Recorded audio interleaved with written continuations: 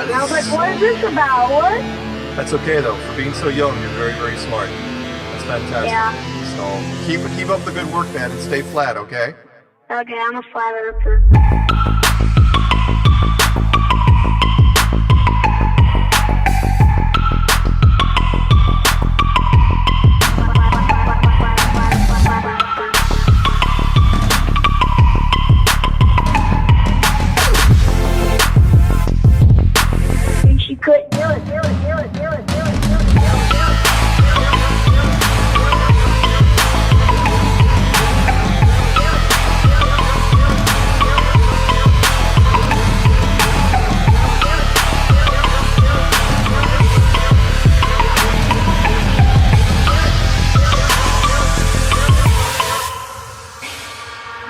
I'm a flat earther, flat earther, flat earther, flat earther, flat earther, flat earther.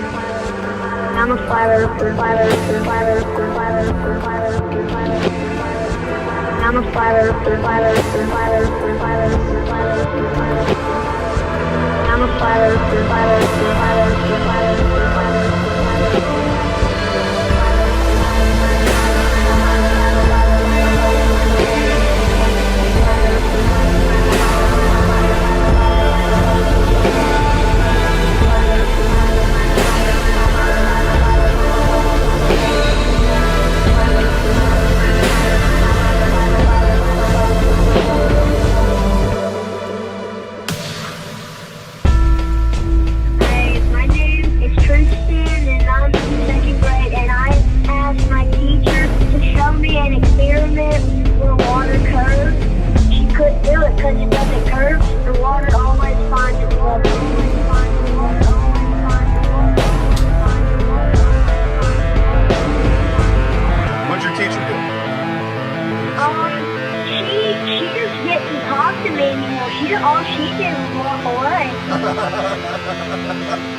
And I was like, what is this about? What? That's okay though. For being so young, you're very, very smart. That's fantastic. Yeah. So keep up the good work, man, and stay flat, okay? Okay, I'm a flat earther.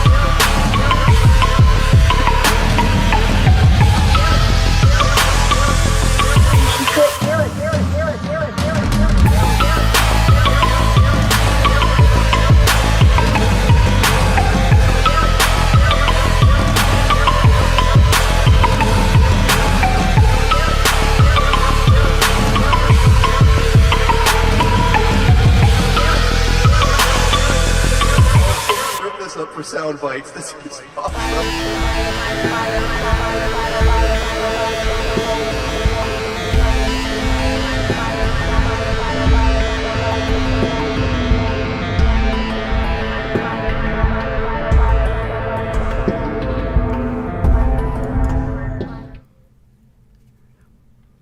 Good day, everyone. Shalom, and welcome to Anti-Religious Scripture Study Episode 4 with Just Jack and Karen B.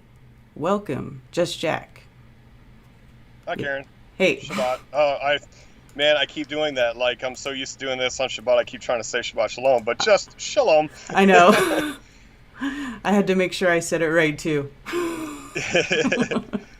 Yeah, I mean, it's, usually I do share the scriptures on Shabbat, but just a FYI, people, I don't study just on Shabbat. Throughout the week, I extensively go through the study material that we're going to look at. And, it tends to happen that the discussions that we have, and Karen, like, kind of verified this for me last week, it's starting to happen to her. Like, we're talking about a specific subject within the scripture, and then all of a sudden you get alternative information about that subject, like, in the same week. Mm-hmm. Like, we were just talking about this. You can see the deception that's happening in the world because we just clearly read it word for word, and we know what it actually says. But here it is. This is what the world information is, rather than just looking at the scripture and trying to verify it within yourself. They just want to take anything that will make them feel like they're getting some more insight, even though it's not there. It's what's called being read into the scripture. Right. So we had just got done reading the creation story, and then you got a meme in the same week talking about, something else that happened. So, there are extra books beyond scripture that you can look into, but we're not studying that here. We're only looking into the Torah because, for me, I think the other books are good information. You should be able to take in information without subscribing to it, but I only subscribe to the Torah because it's the only thing for me that's completely validated. All right. And I might as well read the disclaimer since I'm Alrighty. Go ahead. just spouting out. All right. The disclaimer is, Just Jack's disclaimer. To the religious, if you believe it's wrong to study the scripture outside of your religion or denomination, if you believe your religious leaders or church fathers are incapable of having inherited anti-scriptural traditions of men, you've already made up your mind about scripture, including the scripture shouldn't be studied at all, then this stream is not for you. To others, if you're open-minded to others' opinions, if you haven't made up your mind about scripture, including belief that scripture is invalid. So I got that in two places now. I got to fix that. If you've been turned off to religion, but believe there's truth of scripture that may have been changed or hidden by religion, if you live according to scripture and like to dig in and discover more, this stream is for you. We're looking at scripture in the original language using concordances or dictionaries for root words, as well as context from a non-religion perspective, as well as life experience discussion. We are not here to argue with others about theology or doctrine by the traditions of men, including Catholicism, Christianity, or Judaism. We will be discussing the importance of origins and show the religion's contradictions to Scripture. There you go. All right. So there you have it. Alrighty then. I've been getting a lot of comments on the past few episodes. There's somebody always has to come in my comments and tell us how we're doing it wrong. Yes. Okay. Great. Yeah, if go. you think we're doing it wrong, then go do it your way. Because, I was just to say that. Yeah, you're not required to be here. If you don't like what we're doing, I'm sorry about that, but this is the way we're doing it. This is, something that Jack and I have discussed for a long time before we even started doing this. We would have conversations about this stuff for years since we've known each other. So this is just a natural progression for something for me and Jack to do. And, I resonate with a lot of the stuff that Jack says and likewise. And so this is the way we're doing it. And if it resonates with you, great. Hang out. Join us. If not, go somewhere that does. I don't know what to say. I'm not going to change the way I'm doing things because you don't like it. I'm just not. Agreed.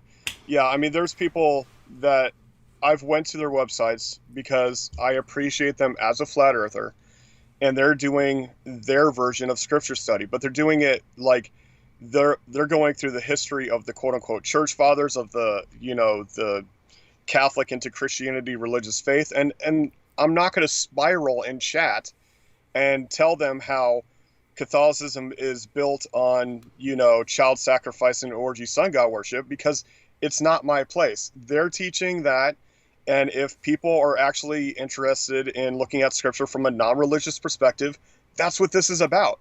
This is not about repeating what you've already heard time and time again. It's just like, I had at my first conference, which was in Colorado, I had a group of people hanging out with me because I was giving them a different perspective, which I could verify clearly in scripture. Uh-oh. Jack paused. He'll be back. Just give it a second. Jack. Jack. Educated in Jack. mean that you're educated in truth. Jack, you Yes. you paused for a sec.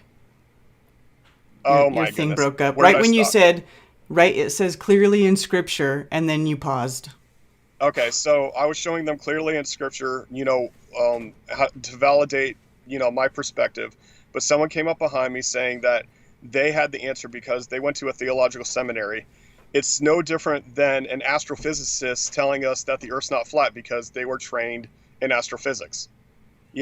For me, it's like, I don't care how well educated you're about the information or the side of the perspective that you have. If you can't verify it, then I don't consider that truth. There you go. All right. All right. So, And we have to do this because it's right. Like, we get some people in chat that will spiral for days. Like, it's like, look, this is not the place for that. yeah. And I try to avoid, getting involved in the discussion. I killed Facebook for the same reason. I can't stand like seeing a comment because my instinct is, okay, I got to argue with this person. I got to show them how wrong they are. But then it turns into an argument with like 20 other people. And it's like, I don't even want to argue. I don't want to argue with anybody about religion anyway, or anything Right. in the Bible or scripture or what you believe. I don't see any point to arguing about it. You can either talk to people who you resonate with about it and you can explore it that way, or you can go and argue with people about stuff. And I just don't see arguing as a productive thing in this particular area. Right. Yeah. And I mean, when Karen and I first met, she basically gave me a disclaimer that she doesn't want anything to do with the Bible because she had been, what's the word? She had been treated she was being mean to.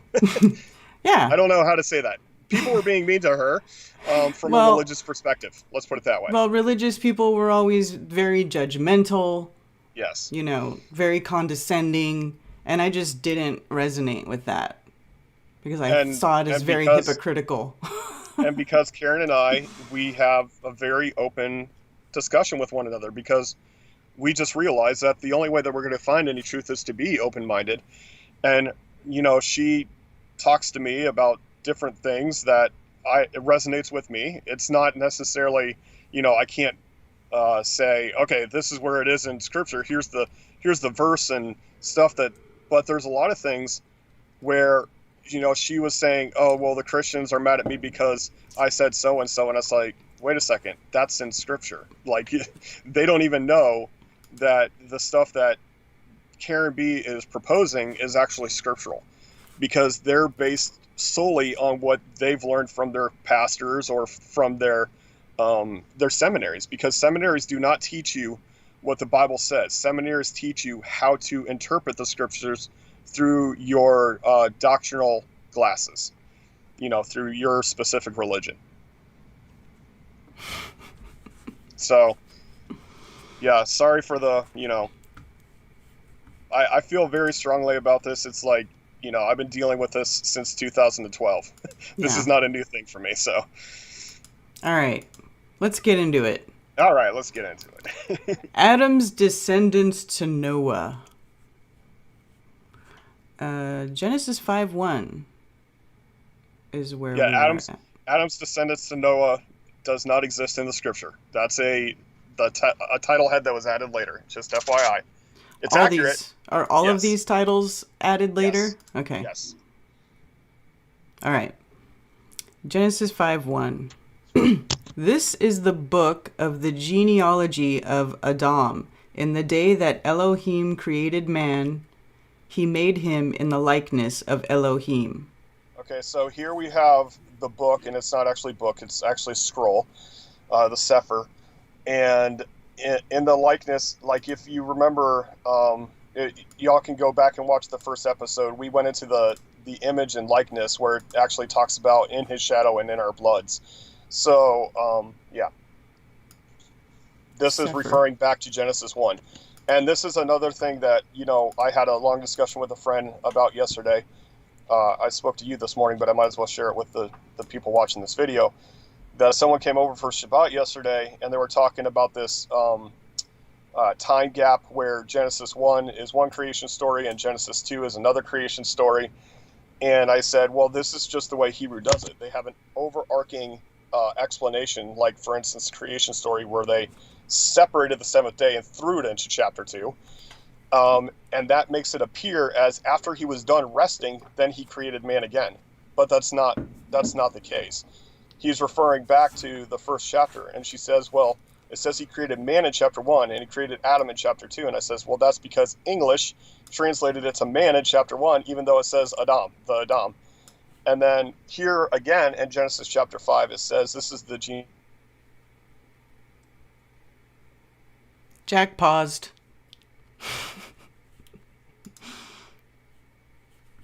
Previous. Jack.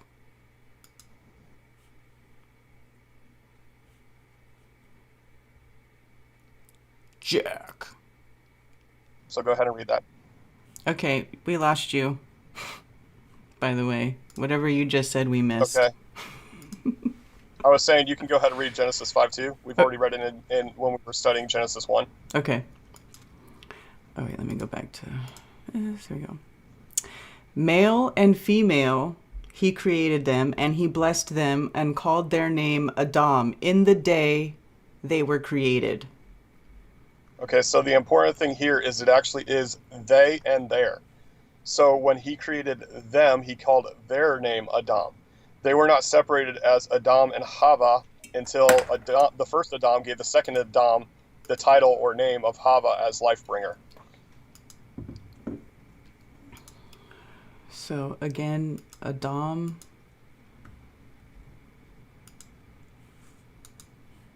It's an archetype. Mm-hmm. Literally, I will bleed. Or first blood. Whatever. All right. And Adam comes from Adamah, which is also on the screen that right there. Because Adam was created from Adamah. It's the one that says ground. You were just there. Oh, this one. Yeah. Because it says he was called Adam because he was taken from Adamah. That's right. From the ground. Yep. 5:3. Verse 3. And Adam lived... And Adam lived 130 years and brought forth a son in his own likeness after his image and called his name Sheth. Yeah, it's actually, that's a strong T, a Tav. So Shet. If you remember back in Genesis 1 when I said Barashit, that last sheet part is the Shin Tav, which is the same as this right here. It's, the establishment to set into place. To put, that is substituted. Yeah, put is a loose definition. If you click on, from this word, remember, you always got to go to the root. Mm-hmm. Apply, appoint, bring, consider, lay. And then you can go to the ancient Hebrew. Buttocks. Remember that? Mm-hmm. Because that's how you set things in place. Mm-hmm. You sit them on their butt. Yeah. All right. And people, every time that I show people the literal translation of Genesis 1 where it says Barashit, they see S-H-I-T. Right? Mm-hmm. And the actual definition of S-H-I-T is buttocks, so that's kind of weird. But that's that weird crossover with English. English screws up everything, so. That's funny. Maybe that is how we got the word shit. Maybe. Who knows?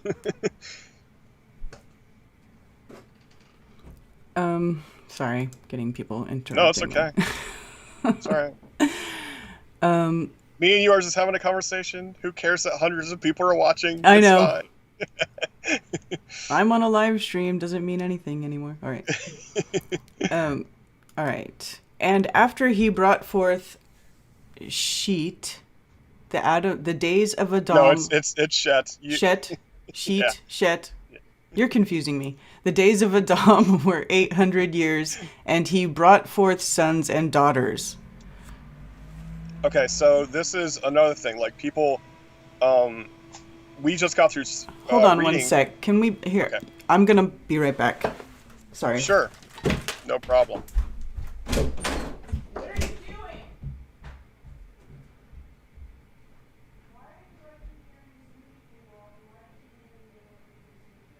This is real life, folks. Life goes on. Imagine that. All right, I'm just gonna go into chat real quick, and see what's going on over there. All right, nothing. Cool. That makes it easy.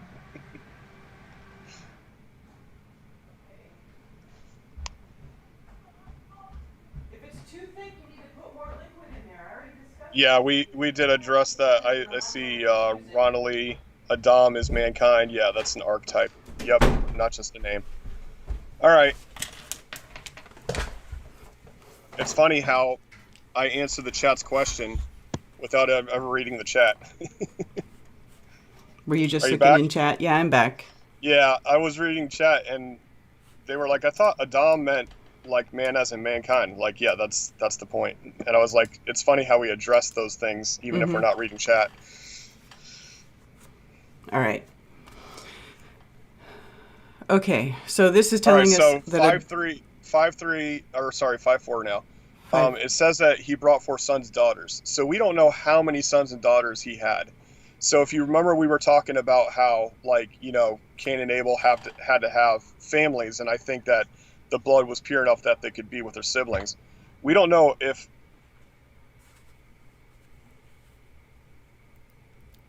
Great, Jack paused again.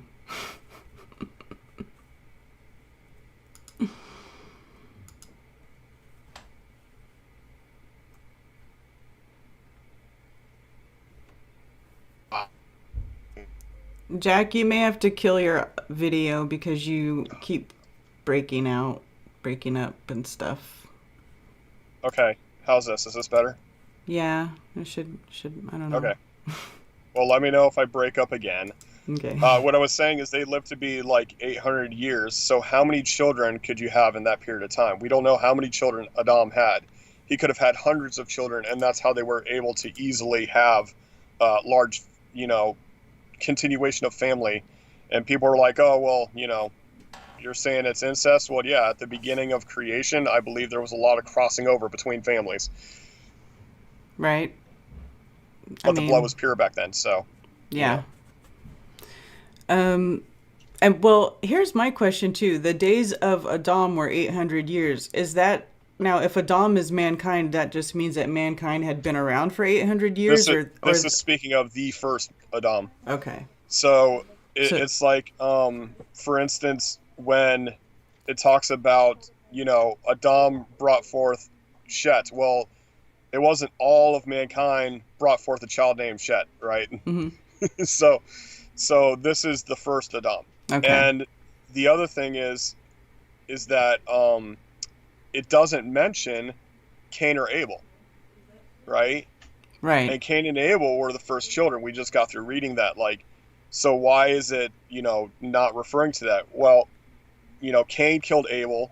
Cain was, you know, and this is Havel and Cain, right? Mm-hmm. But when Cain left, Adam was alone again. He had to start over. And so he started over with Shet, which means the established, right? So now he's establishing a new lineage, right? Okay. All right. 5-5. So 5-5, yeah. So all the days that Adam lived were 930 years, and he died. That's a long time, dude. That is a long time. That's But like almost a millennia. here's something that's really going to make you like scratch your head. How long was Adam and Hava in the garden?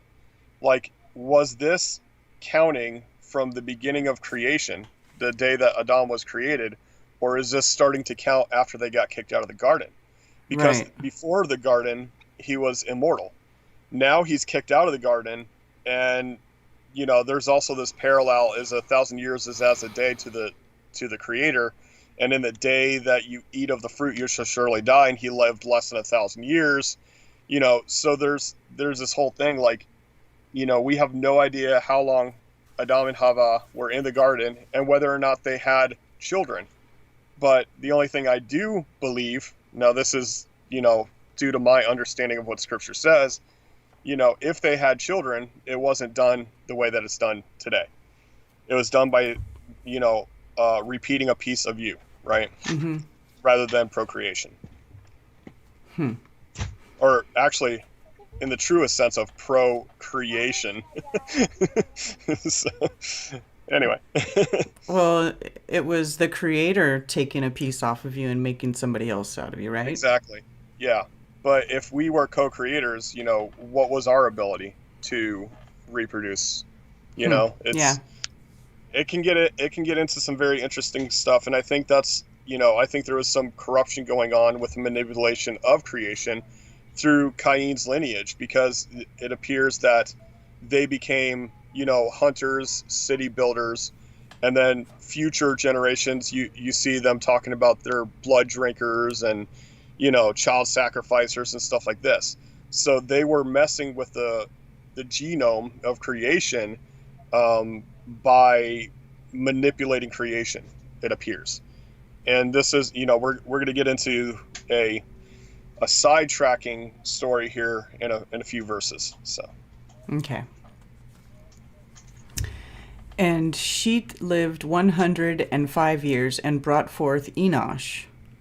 And after he brought forth Enosh, Shet lived 807 years and brought forth sons and daughters. So, and again, we don't know how many. right. So all the days of Shet were 912 years, and he died. Right. Now the Enosh or Enos is mortal. That's his definition. Like, now they're recognizing mortality, right? Because now we're kicked out of the garden. Now we're seeing that people can die, and we address this similar name in the lineage of Cain. So you'll see a lot of comparison, like the names are very similar between Cain's generations and Adam's generations through Shet. And Canaan is nested. So this is gathering in to have a place.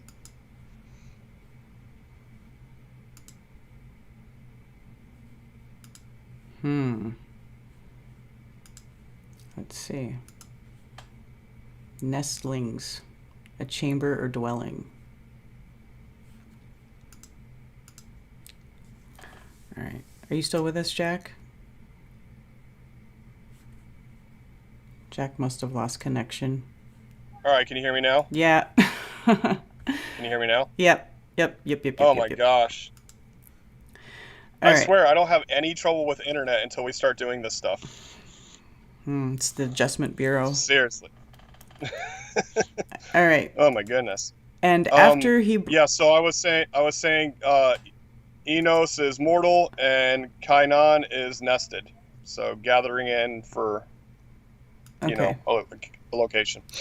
Go ahead. And after he brought forth Canaan, Enos lived 815 years and brought forth sons and daughters.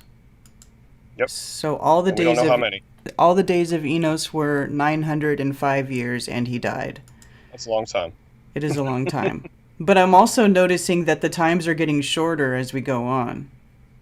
Yeah, well, it's kind of back and forth, but something that, my perspective on this is before the flood. So I think that there was a higher oxygen concentration and a higher pressure environment before the flood, which allowed them to live longer. And by living longer, that also means we could grow bigger, right? So your age of youth, like you stop growing now as an adult at, let's say 20 years, right? Right. Where back then an adult was, over 100 years. And so imagine, well, how do we know continue that to they weren't grow. already adult size? Right, from creation, yeah. But that's what I'm saying. Like, if you lived, 1,000 years, and a third of that was growing, imagine growing for 300 years. You'd be a big person. Yeah. So the idea of giants is not strange to me. The idea of giant animals, giant plants, none of that's strange to me. Yeah. Because if you have that high oxygen, high pressure environment where you're living, extensively longer, you're just going to keep getting bigger. Yeah. That makes sense. And all of that would never, ever, ever fit into the story of the globe model. Oh, no, not at all. Nor evolution. Right. Yeah. Okay. So, and We're Canaan, at 512. yeah, Canaan lived 70 years and brought forth Mahalalel. Yep. And after he brought forth Mahalalel, Canaan lived 840 years and brought forth sons and daughters. Okay, so Mahalalel, the ma part means from, but Halalel, if you know the word hallelujah, this is that same root, right? So halal is praise, and then El is strong leader. Hallelujah means highest praise to Yah. This means from praise to El. So that's something. Mm-hmm. Fame, praise. And in ancient Hebrew, shine, star, distant is the first word. Huh. Behold. Yeah, something to behold, something that is A distant sight that is looked toward, so like you look up to them. yeah. Put them on. Yeah, and this is why it's easy to go from worshiping the creator to going to worshiping the stars, which is what they did later, Ah. Okay. So yeah, there's a lot of, man, that I could do days of study just on this root word, so. Yeah. And so, okay, so all the days of Canaan were 910 years, and he died. And Mahalalel lived 65 years and brought forth Yared. Seems like they're bringing forth their own children quicker as time goes on, is what it looks like. Well, yeah, I mean, this is my contention for the very last verse of this chapter, but we'll get there. But yeah, it seems like they're seeming, oh my gosh, it's becoming more important to them to get started earlier, right? Mm-hmm. And I think that it's like the same thing about this whole mortality rate thing, right? Mm-hmm. Imagine if we only live to be 40 years old, right? Right. You would want to have children as soon as possible. Right. You wouldn't want to wait till 39 to start having children. Right. So this is what I'm saying. Like, it appears that they're realizing their mortality, and they want to, they want to move things along, so to speak. All right. And this is all speculation, y'all. I Yeah. didn't talk to these people and find out this is the reason. It's just something I'm noticing. And after Yeah. he brought forth Yared, Mahalalel lived 830 years and brought forth sons and daughters. So all the days of Mahalalel were 895 years, and he died. And Yared lived 162 years and brought forth Hanok. Yeah. And after This is actually Chanuk. Oh, that's right, because of that dot underneath. Hanuk. And after Yep. he brought And forth if, Hanuk. hold on. If you've ever heard of Hanukkah, this Right. is the root of that. This is Ah. actually, yeah, Hanukkah was established in the book of Maccabees. It's not in the Bible. It used to be, but it's a historical event. But it's where they rededicated the temple. Today's Hanukkah is repurposed Saturnalia. It has nothing to do with the way Hanukkah was celebrated or observed originally. In King FYI. James, it's Jared. They call it Oh, Jared. no, Enoch. Oh, Enoch. Yeah. Jared means to Oh, descend. here we go. To come down. There we go. I found it. Okay. Yeah. Yeah, and I have the years of birth and the years of death. I created a little timeline so we can share screen later to look at that. Mm-hmm. So yeah. It's very interesting. We'll look at that in a little bit, but Okay. But yeah, this is so Jared Yared means to descend, like coming down a slope or coming down a ramp, and Chanuk is what they call as Enoch, which, yeah, it's the same root. Well, we're gonna get to that though. But anyway, son of Jared and father of Methuselah. Yep. Okay. All right. And all the days of Yared were 962 years, and he died. And Hanuk lived 65 years and brought forth Methuselah. Methuselah. Meshuhalach. Methuselah. Yeah. Very good. You do that a lot better than others. I know some people that are like, so. And after he brought forth Meshuhalach, Hanach. Oh, now you messed it up. You had it right the first time. Did I? I don't even. I'm not good at it. Walked with Elohim 300 years and brought forth sons and daughters. So sons and daughters. Yeah, that's. I mean, this is something that people have to wrap their mind around. They didn't just have one child, but the child that the name is following is because of a lineage that goes to the surviving family, which is Noah's family. So the rest of the sons and daughters don't really matter because that entire line is gone with the flood. Okay. All the extra sons and daughters. Right. And it's okay, did I read this? And after he brought no, I read that. So all the days of Hanuk were 365 years. Well, he didn't live that long, did he? No. We're gonna see why though. And Hanuk walked with Elohim, then he was no more, for Elohim took him. Yes. So he, assumedly, and a lot of people agree, he didn't die. So he interacted with Elohim, and then he was no more, for Elohim took him. So I did a literal breakdown of this because, a lot of people dwell on this verse because they use this as validation for a book called Enoch. And Enoch, like I said, is a book outside of the Torah, which I don't mind people studying, and I've studied it myself. I just don't subscribe to it as much weight as Torah.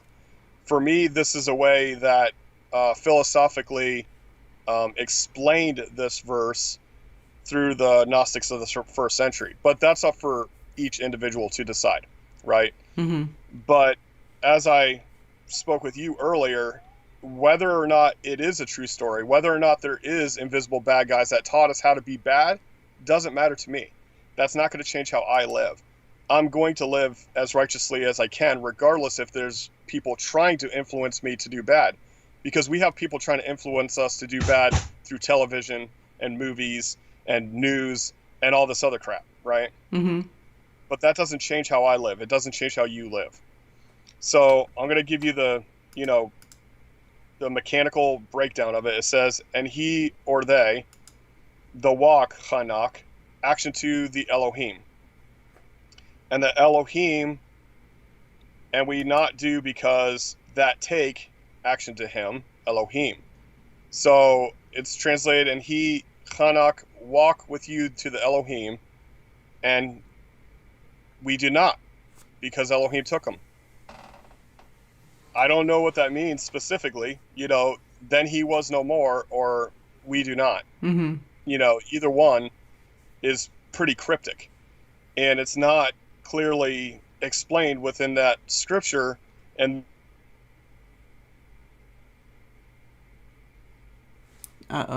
Jack.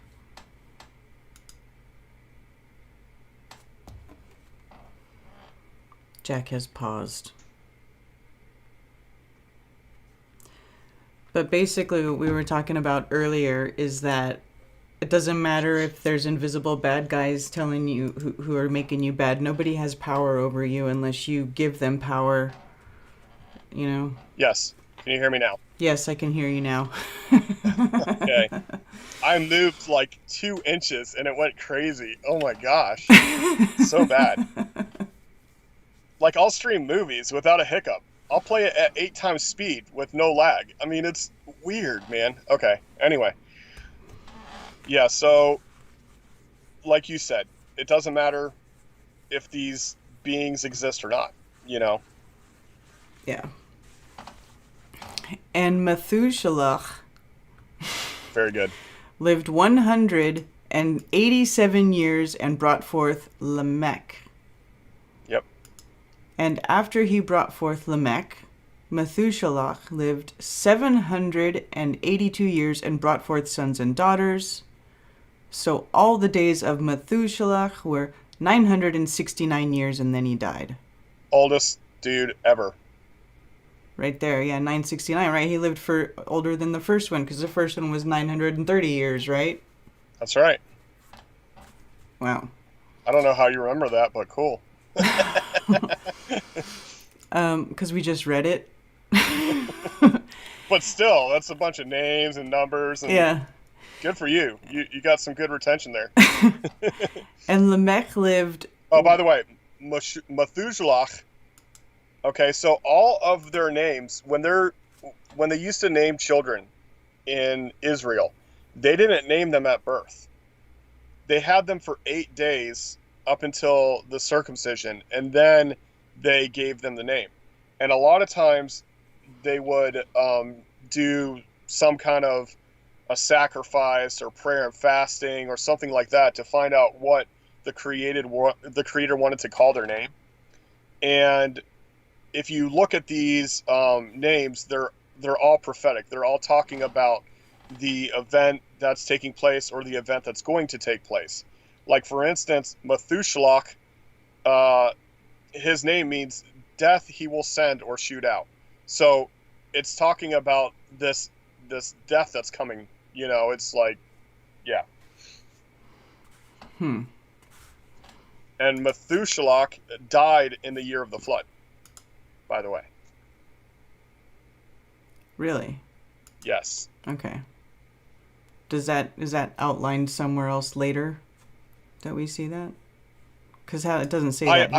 I have the timeline. Okay. If you work out the years, this person lived that long and then he lived this many more years and then he died. Uh-huh.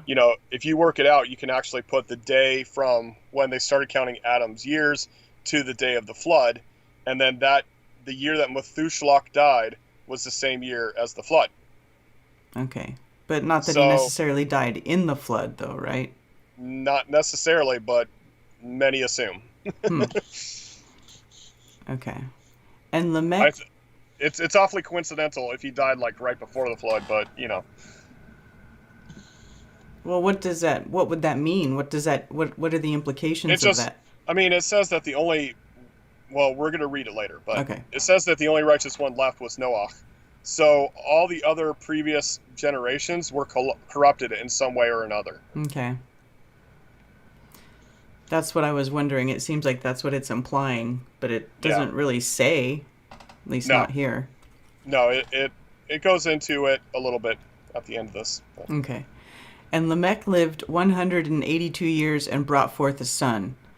and called his name Noah, saying, This one does comfort us concerning our work and the toil of our hands, because of the ground which Jehovah has cursed. Right.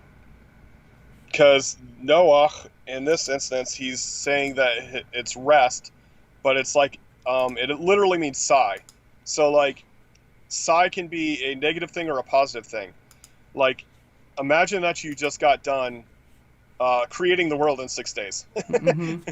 And then you looked at it and you're like, oh, that's very good. And then you just go, oh, like, yes, I got it done.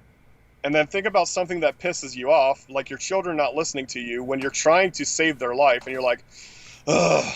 You know, they're both sighs, but one can be a negative and one can be a positive, right? Mm-hmm.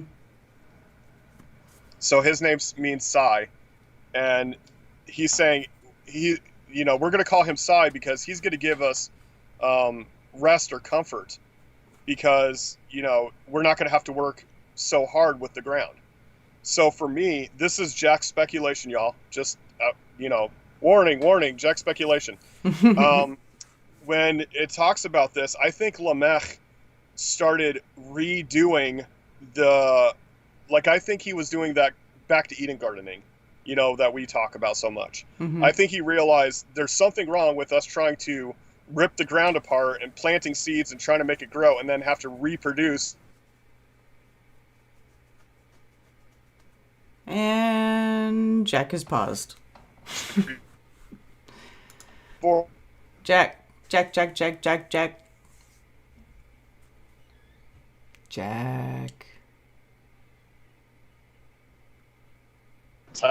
Testing 1 Jack. 2. Testing. Yes, you're back.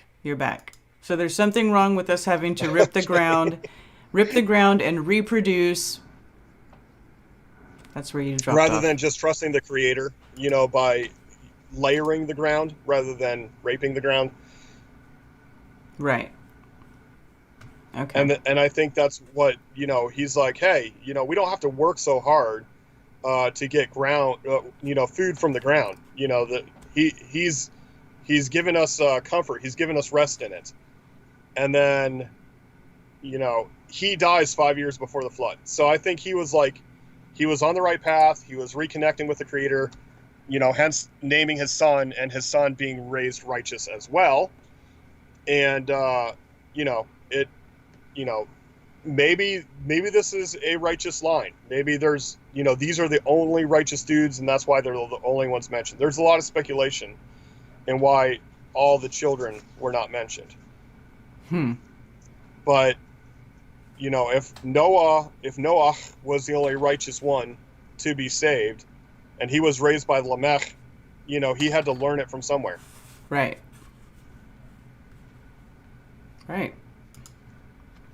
And after he brought forth Noah, Lamech lived 595 years and brought forth sons and daughters. So all the days of Lamech were 777 years, and he died. Interesting number. Yeah, that is an interesting number. And Noah was 500 years old, and Noah brought forth Shem, Ham, and Japheth. How do you say that? Japheth? Japhet. Japhet. Yeah. Okay. And yeah, so this is the one I have contention with. Like, did Noah live 500 years before he had triplets? Or within that 500 years, did he have Shem, Ham, and Japhet? Well, I don't know. Yeah. Because it seems to be like the rest of them seem to be, okay, he lived this long and he had this many children, or he had this first son, and then he had more sons and daughters. Right. But, maybe that's just pulling out the righteous child out of the rest of the children. And so, did Noah live 500 years before having his first child when everybody else was having them, before 200 years? Yeah. Because Adam had his child at 130, Shet at 105, Enosh at 90, Cain at 70, Mahalalel at 65, Yared at 162, Chanuk at 65, Methuselah at 187, Lamech at 182, and then Noah decides to wait 500 years. It's just strange to me. Like, I think that, there's a possibility, okay, this is just speculation. Mm-hmm. There's a possibility that we're just talking about this 500 years because this is when Yah said that I'm going to flood the earth, which we're going to see in the next verse. Mm-hmm. So, or the next chapter. So this is talking about, at the time when he was saying, hey, there's going to be a flood, there's one of two options here. Number one, he wasn't going to have any children, and then when he heard there was a flood, he had 3. A triplet, Mm-hmm. Or number two, he waited 500 years and had a triplets, Or number 3, he had them within that 500 years. So, all right, I'm going to share screen, which I hope doesn't, kill my... Hold on. Let me stop sharing. Okay. All right. I'm going to dupe. All right, so you should see my spreadsheet, my little timeline thingy here. Hang on one sec.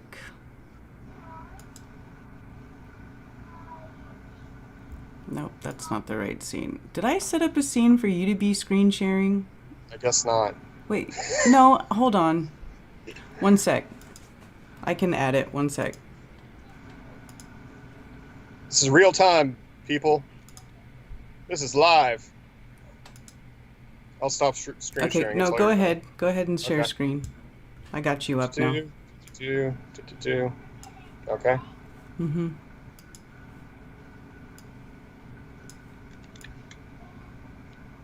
There we go. All right, you're up. Okay. So the first number in all of their names is their birth year.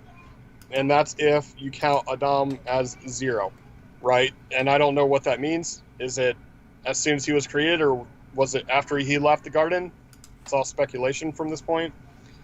But it's year 0 to year 130, 235, 325, 395, 464, Mm-hmm. Jack. Jack. Don't say anything important until you're back. Okay. Are you back? Okay. Can you hear me now? Yes. Oh, did you stop screen Yeah. sharing? I think the share screen is not going to work right now. Okay. I think it's killing. I don't know what is going on with my internet. It's driving me crazy.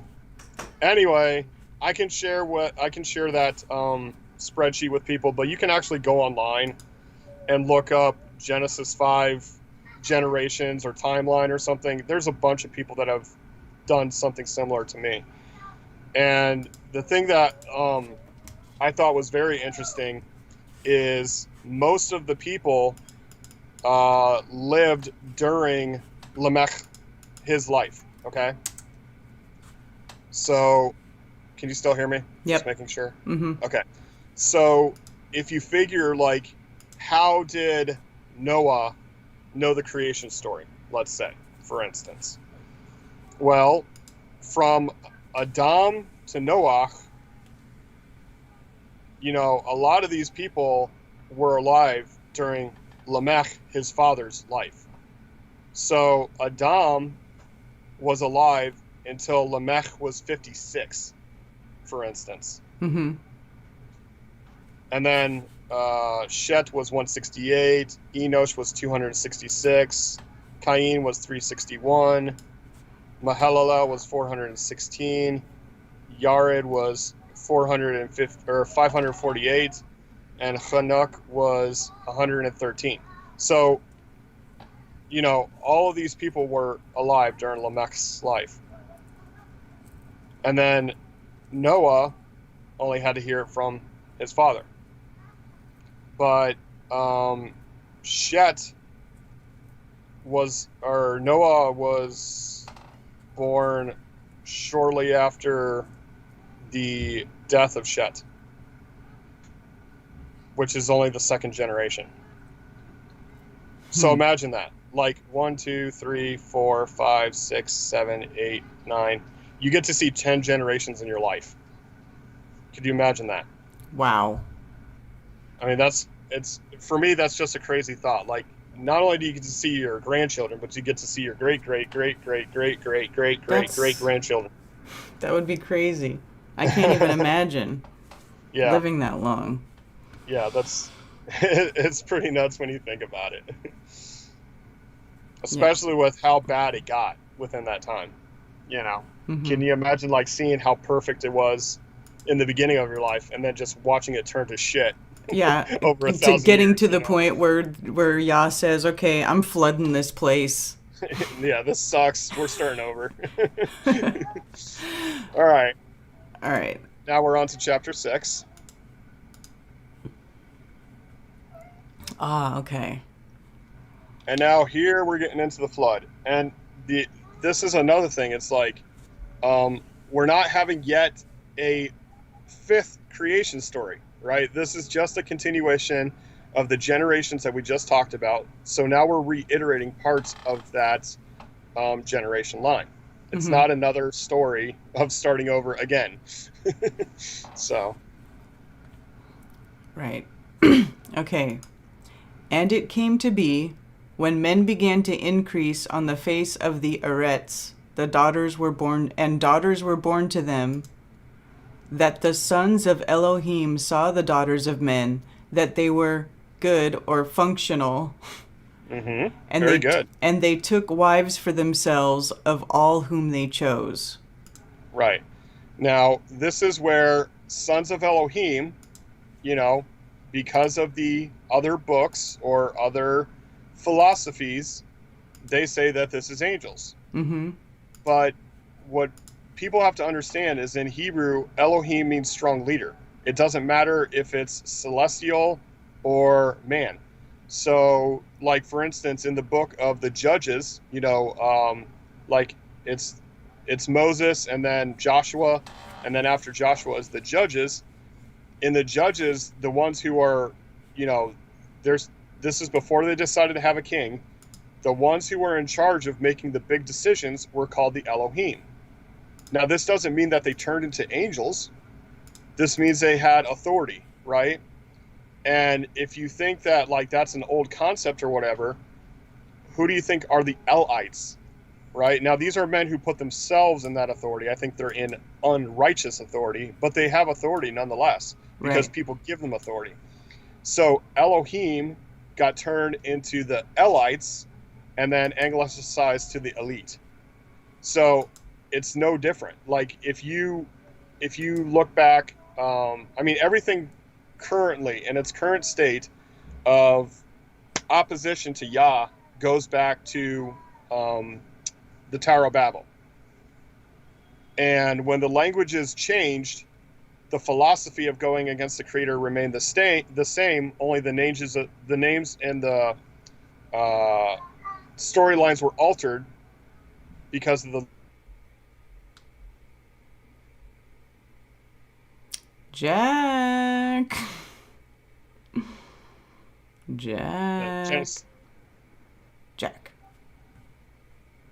Can you hear me now? Yep. Hear me now? Yep. Hear me now. Okay.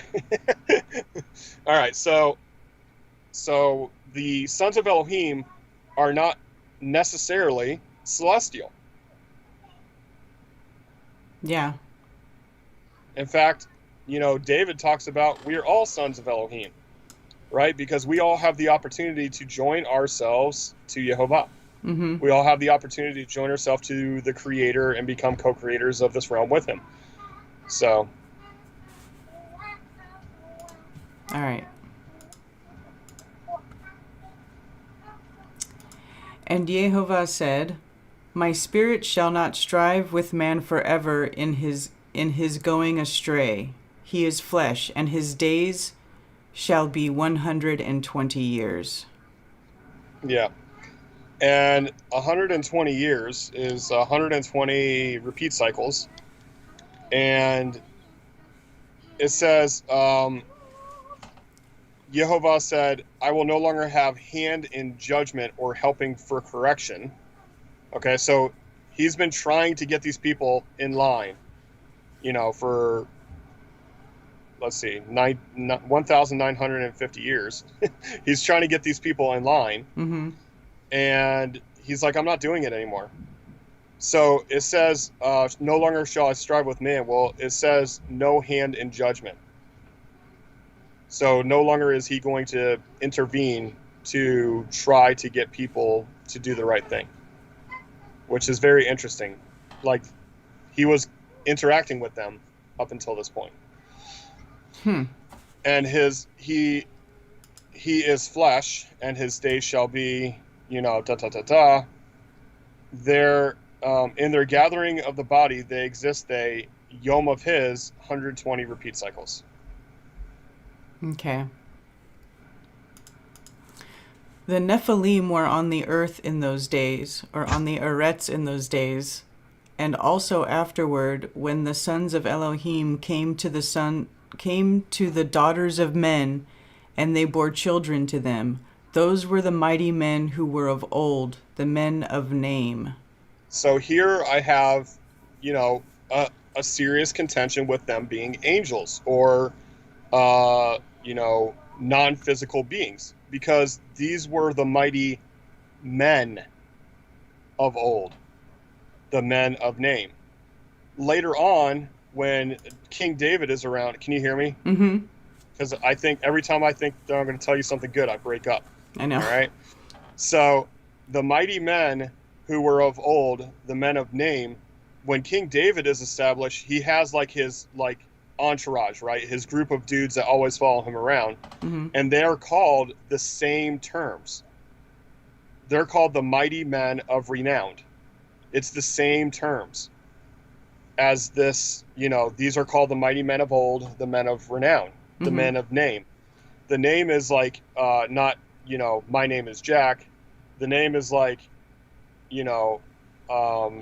sounds like they were mighty men that had a reputation, like they were well known. Exactly. Yes. This is a reputation. This is their function. Mm-hmm. This is how they function. So yeah, it says men, and it says men twice. Like if you didn't get it the first time, Mm-hmm. and this is. Let me go to the interlinear here really quick. Just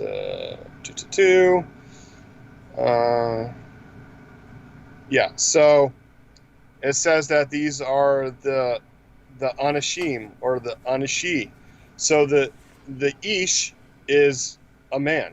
It's not a melech, which is a angel or messenger. It's not that. This is men. Mm-hmm.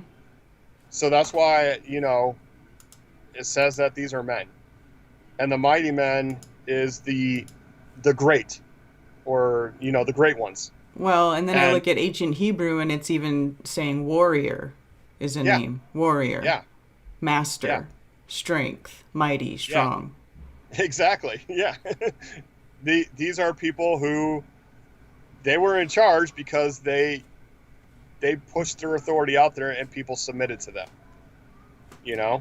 So, and in the King James Version, they translate Nephilim to giants. Is that what I'm seeing here? Yes. And there is a correlation between the two. Don't get me wrong. I think that's a good correlation. But yes, it says specifically Nephilim, and the Scriptures version decided to write it outright. But yeah, it says Nephilim in one place, and then it says something else to mean giant in another place. So, and this one says, and this is saying bully or tyrant. I mean, there's a lot of. So were they mighty men? Okay, well, mighty men, renowned. Were they good or bad? So this. Say again. Well, it's hard to decipher if they're good or bad. Just from this. I agree, but. For the sake of, well, I mean, Jack.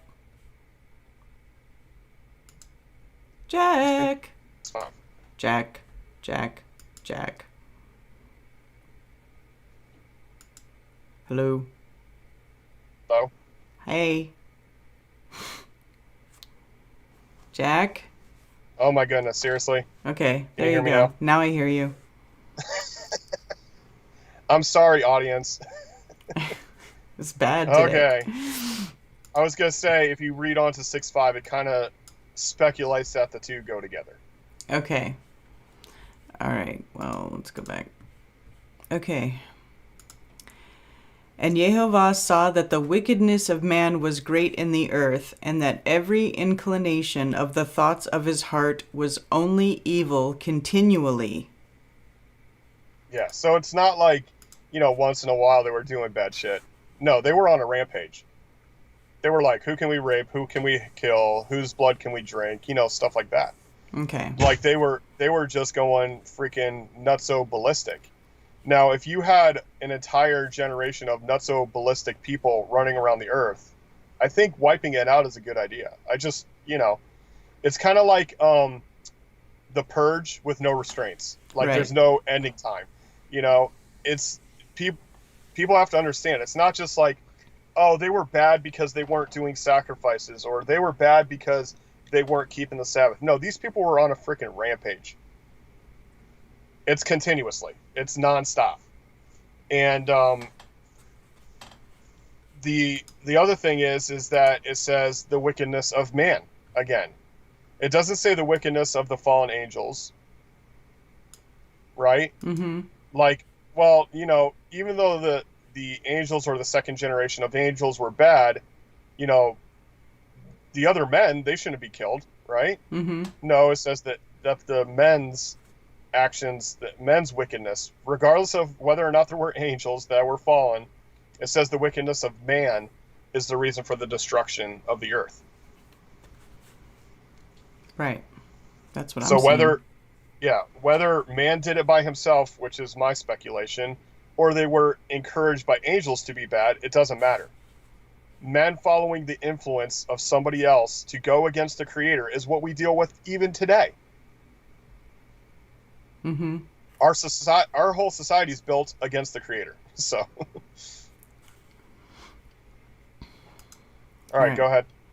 And Jehovah was sorry that he had made man on the arets, and he was grieved in his heart.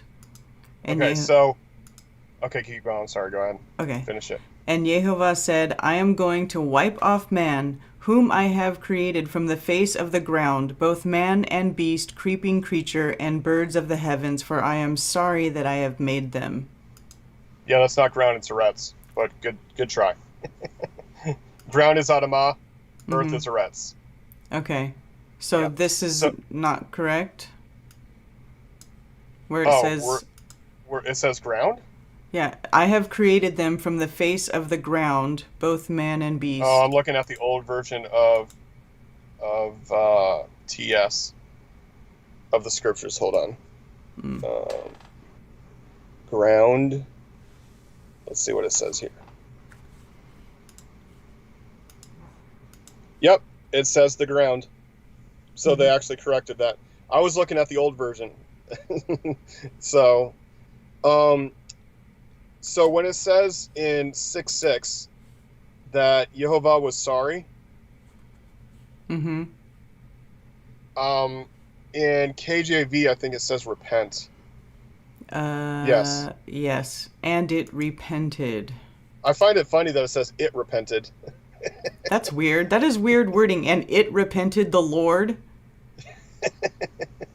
Right? And that's because they did that replacement of his name, so they couldn't say and he repented the Lord because it didn't make sense. But if you consider the Lord as a title, then it makes sense.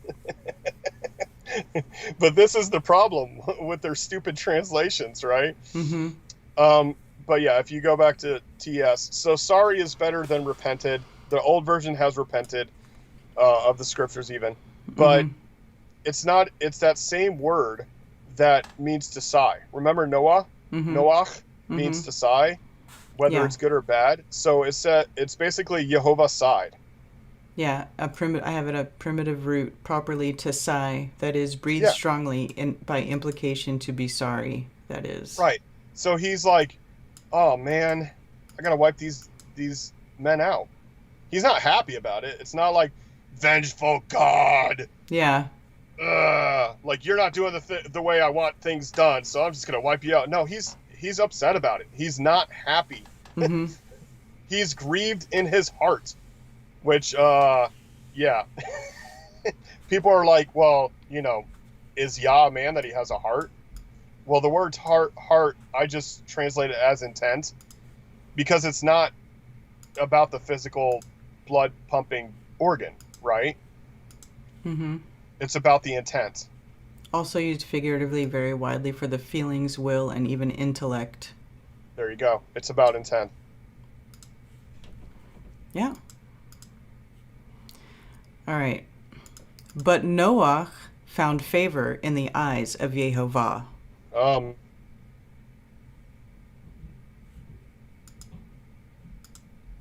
Jack, did you just dump out right as you were about to start talking? I swear. I'm going to restart. Okay. Can I restart? Yes, you can restart. You can restart and just jump back in the call. I'll just hang out here while you do it. All right. How do I jump back in the call? Just open Skype. Just call me back. Okay, bye. Mm-hmm. All right. We'll just wait for Jack to restart. No worries. Let's see.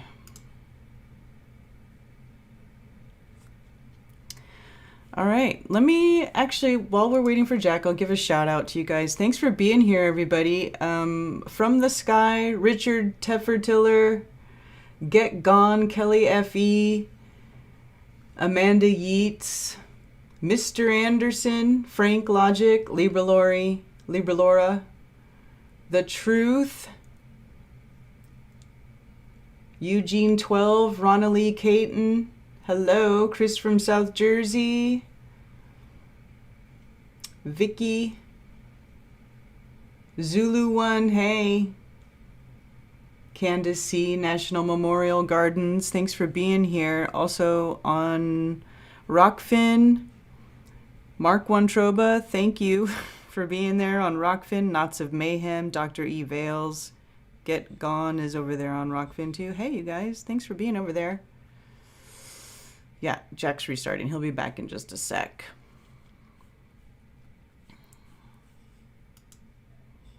"91 people watching on YouTube. Thanks for being here. And 10 people watching on Rockfin. Hey. And who's on... I know there may be a couple people on Twitch, but I'm not sure. But thanks everybody for being here. I hope you guys are all enjoying the stream.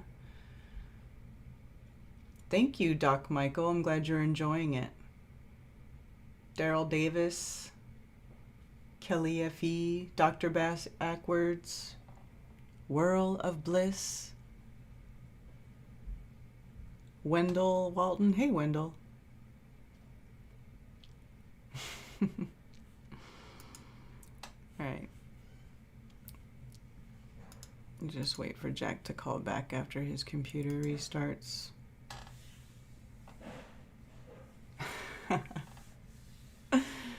Oh, thanks for being here, you guys. I'm glad you guys appreciate it. I'm glad that other people appreciate what we're doing. I mean, sometimes when I first thought about doing this, I thought, well, maybe nobody's really going to give a crap. You know, maybe people are not going to watch it just because it's got, it's us reading from the Bible, but y'all seem to be enjoying it, a fair amount of you, so that's good. Awesome. Rose 777, hello.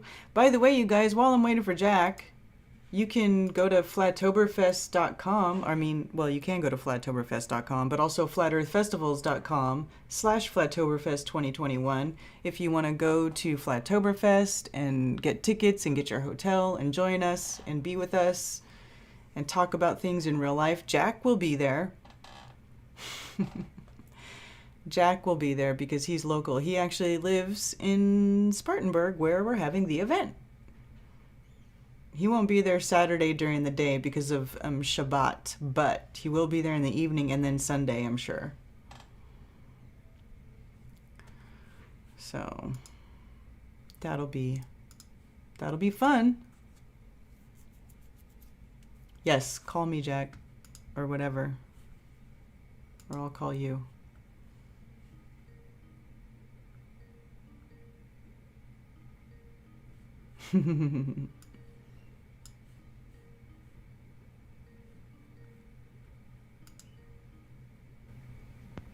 Hello? Hello. Yes, call me Jack.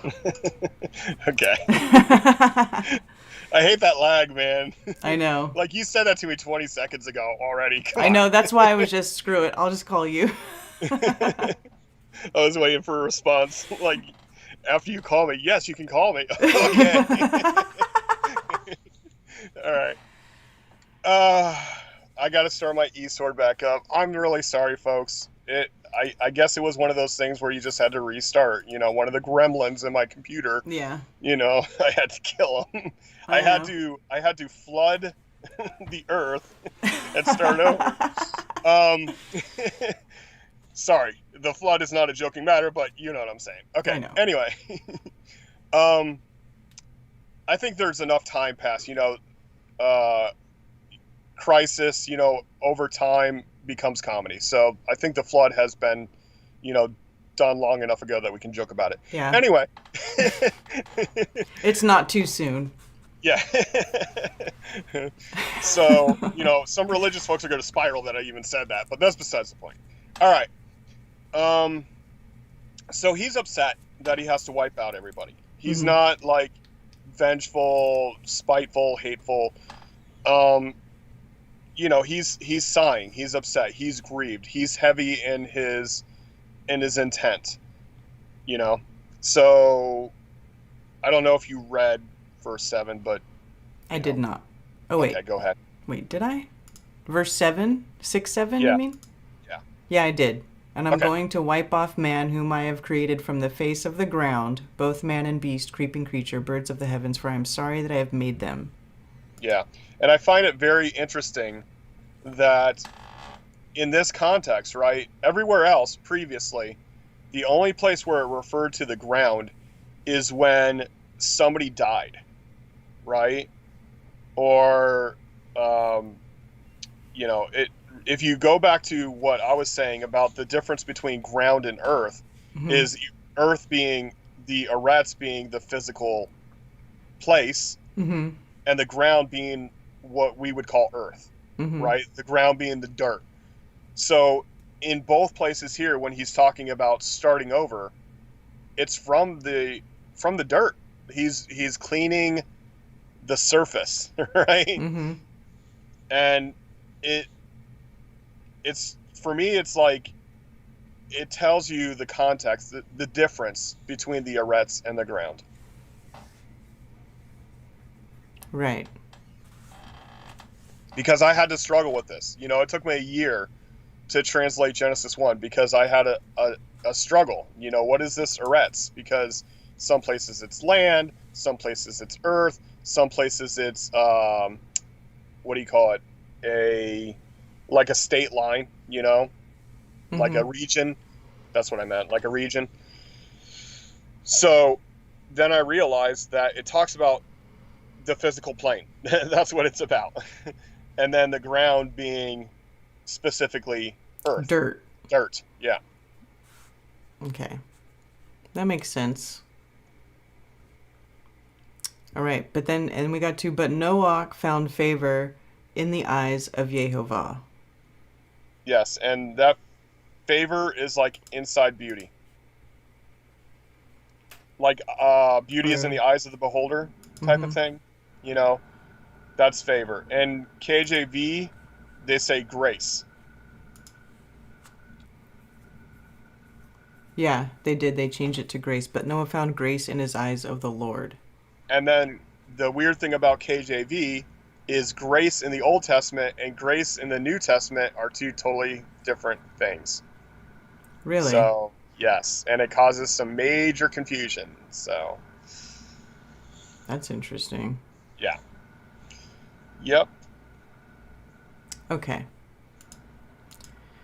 So, and then it goes, so this is the genealogy of Noah. Noah was a righteous man, perfect in his generations. Noah walked with Elohim.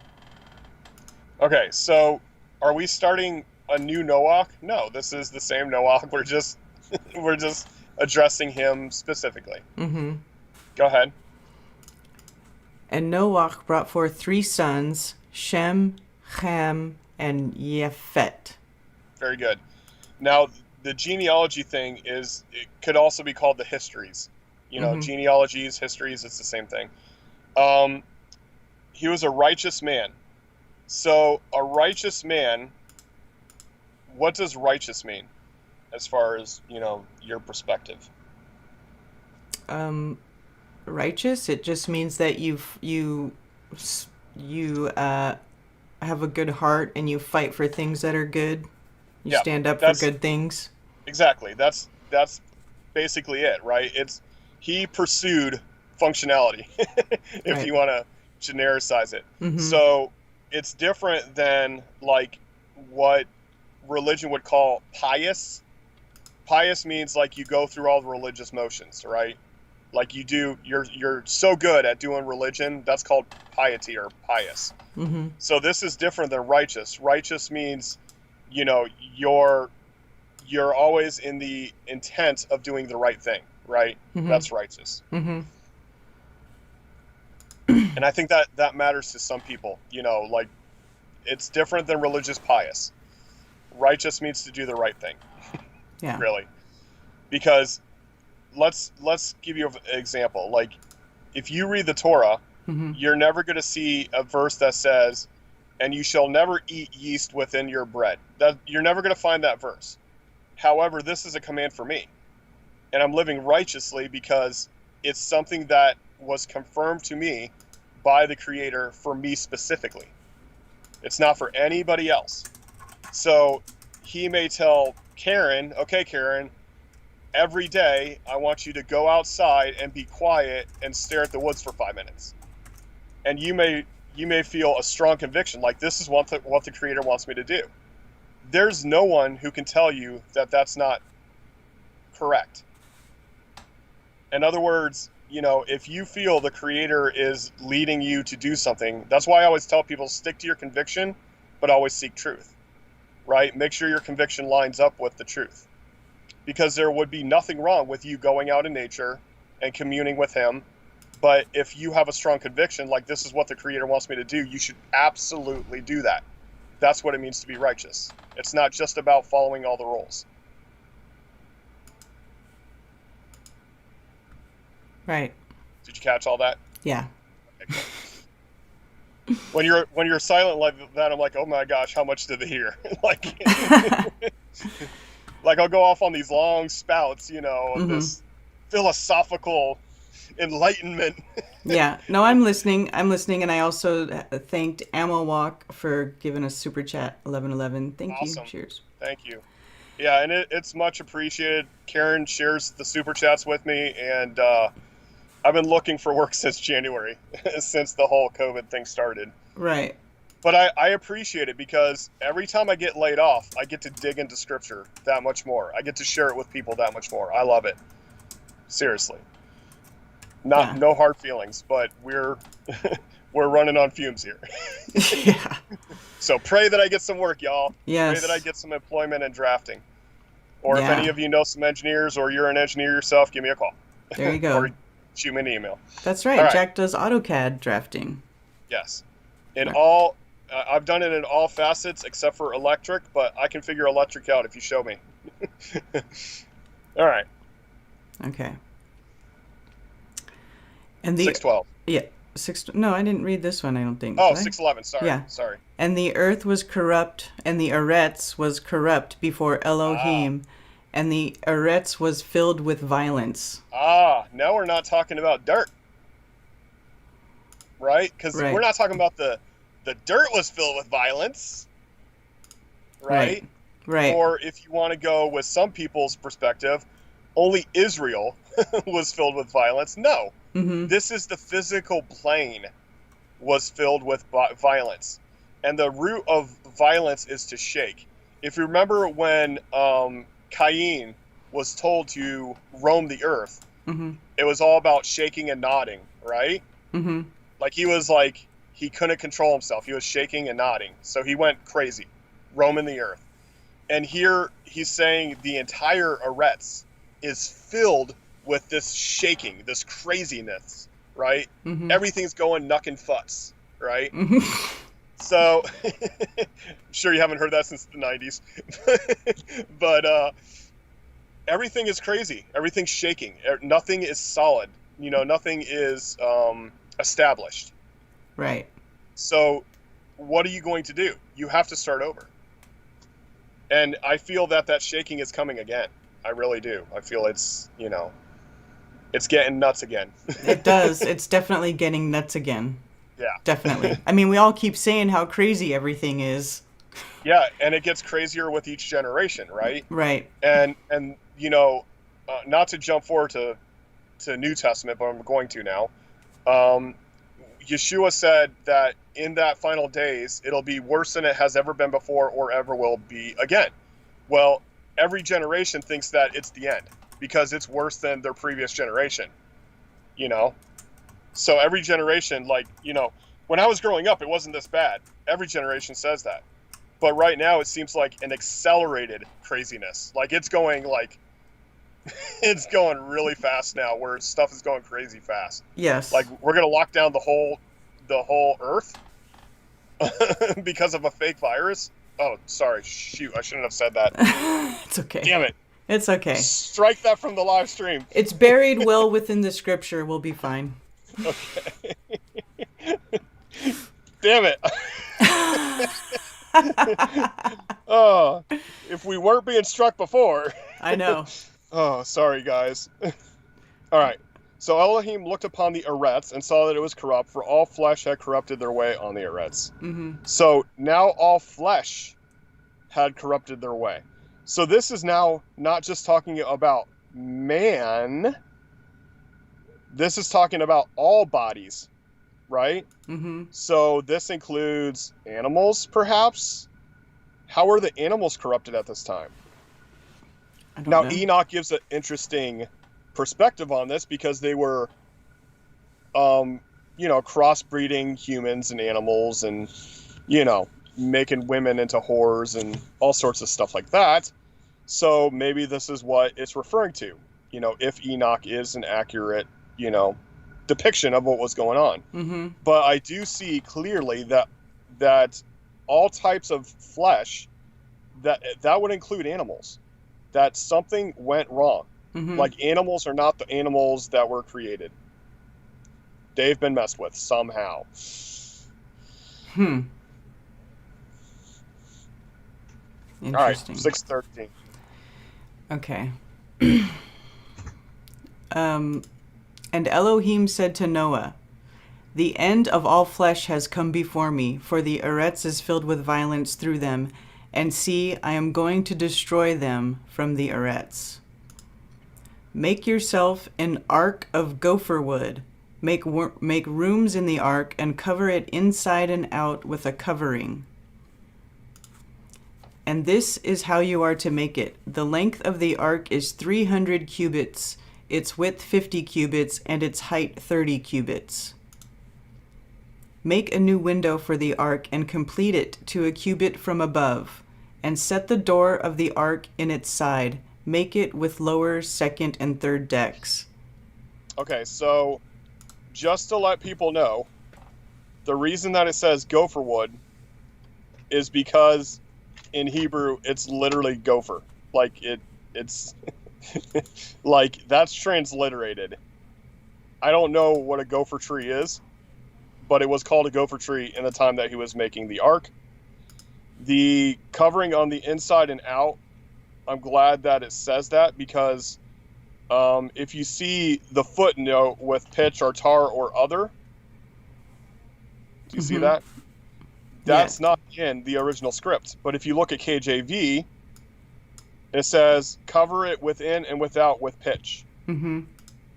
But pitch is not, there's no word there for pitch.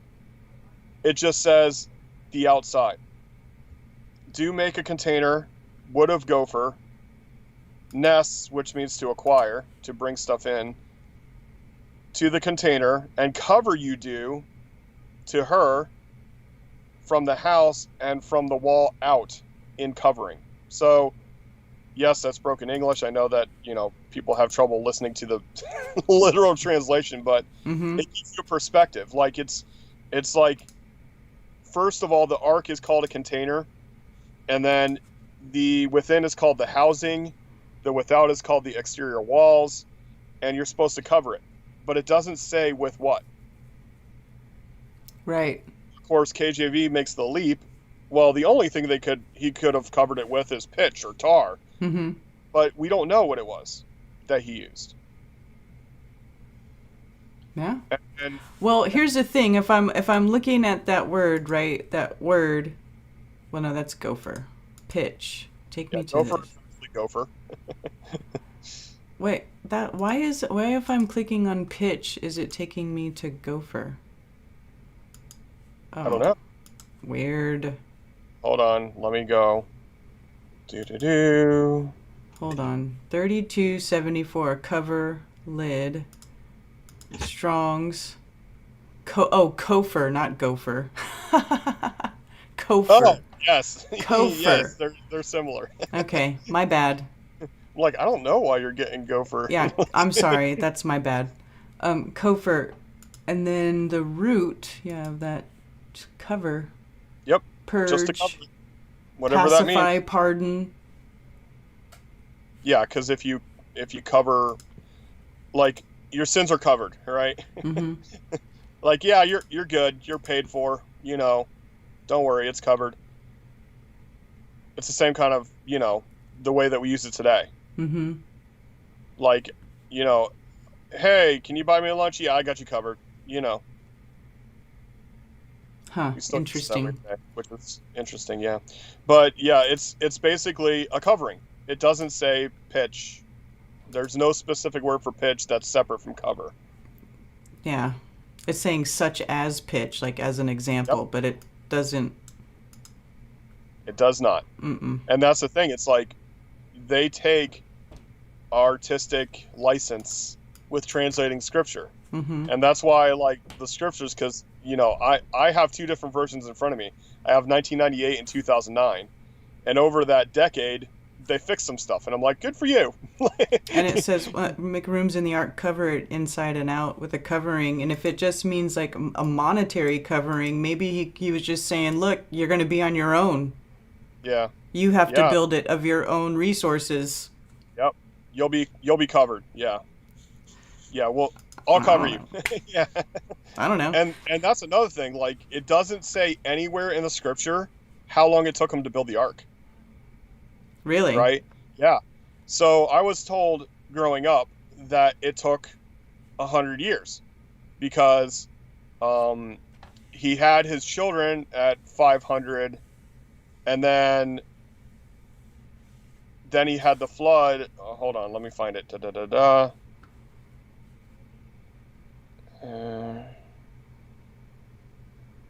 It might not even be till the next chapter. Okay, I don't want to jump ahead. Sorry. Okay. Okay. I'm like, oh man, I didn't want to. Yeah. All right. I don't want to jump ahead. Sorry. We'll continue. All right. Okay, so it says, make a window for the ark and complete it to a cubit from above and set the door of the ark in its side. Make it with lowers, second and third decks.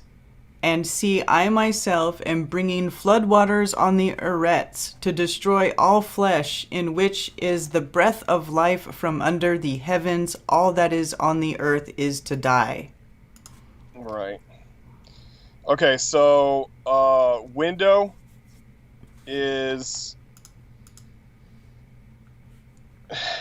It actually, the root of it is shine. So, like, you need a place for sunlight to get in. Mm-hmm. Is basically what it's talking about. Right, and he tells him to put it up high.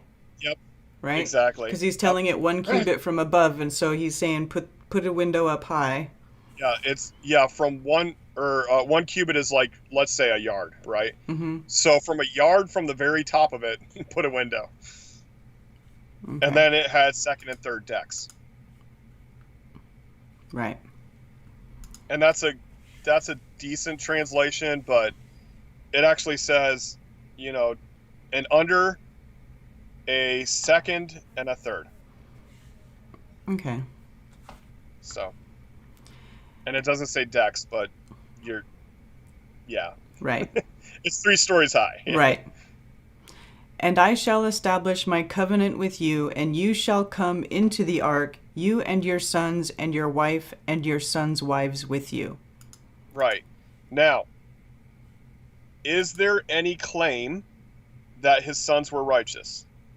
No. So far, no, we don't know anything about Noah's sons. Right. But it says that Noah was the only one found righteous. Mm-hmm. Now, is this because he didn't have sons yet? Or is it because his sons were not righteous either? Think about that. I don't know. I'm just saying that. I don't know. That's a good question. So. And all the living of all flesh, 2 of each, you are to bring into the ark to keep them alive with you, a male and a female. Of the birds after their kind, and of the cattle after their kind, and of all creeping creatures of the ground after their kind, 2 of each are to come with you to keep them alive. And I think it's specific here when it talks about the growlers after their kind, the treaders after their kind, the flyers after their kind, because remember we talked about all flesh was corrupted. Right. So that he had to find the original types of animal before so they he were had all to find corrupted. purebred animals that were untainted. Exactly. Right? That's my assumption. Like it appears to be that. Like not just birds, but make sure you get the birds that are reproducing after their own kind. Right? Mm-hmm. This is that same thing that's talked about in the garden where you eat the fruit of the tree that bears the seed, that bears the tree, that bears the fruit after its own kind.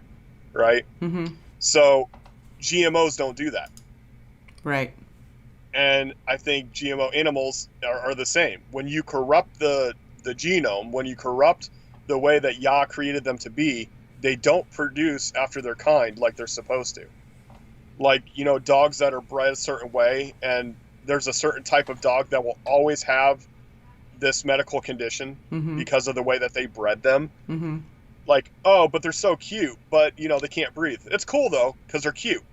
It's like, man can mess with Yah's creation to suit his needs that do not suit the needs of creation. It becomes dysfunctional. Got it. And yeah, we like saying functional and dysfunctional. Mm-hmm. There's a very important thing to that. Yeah.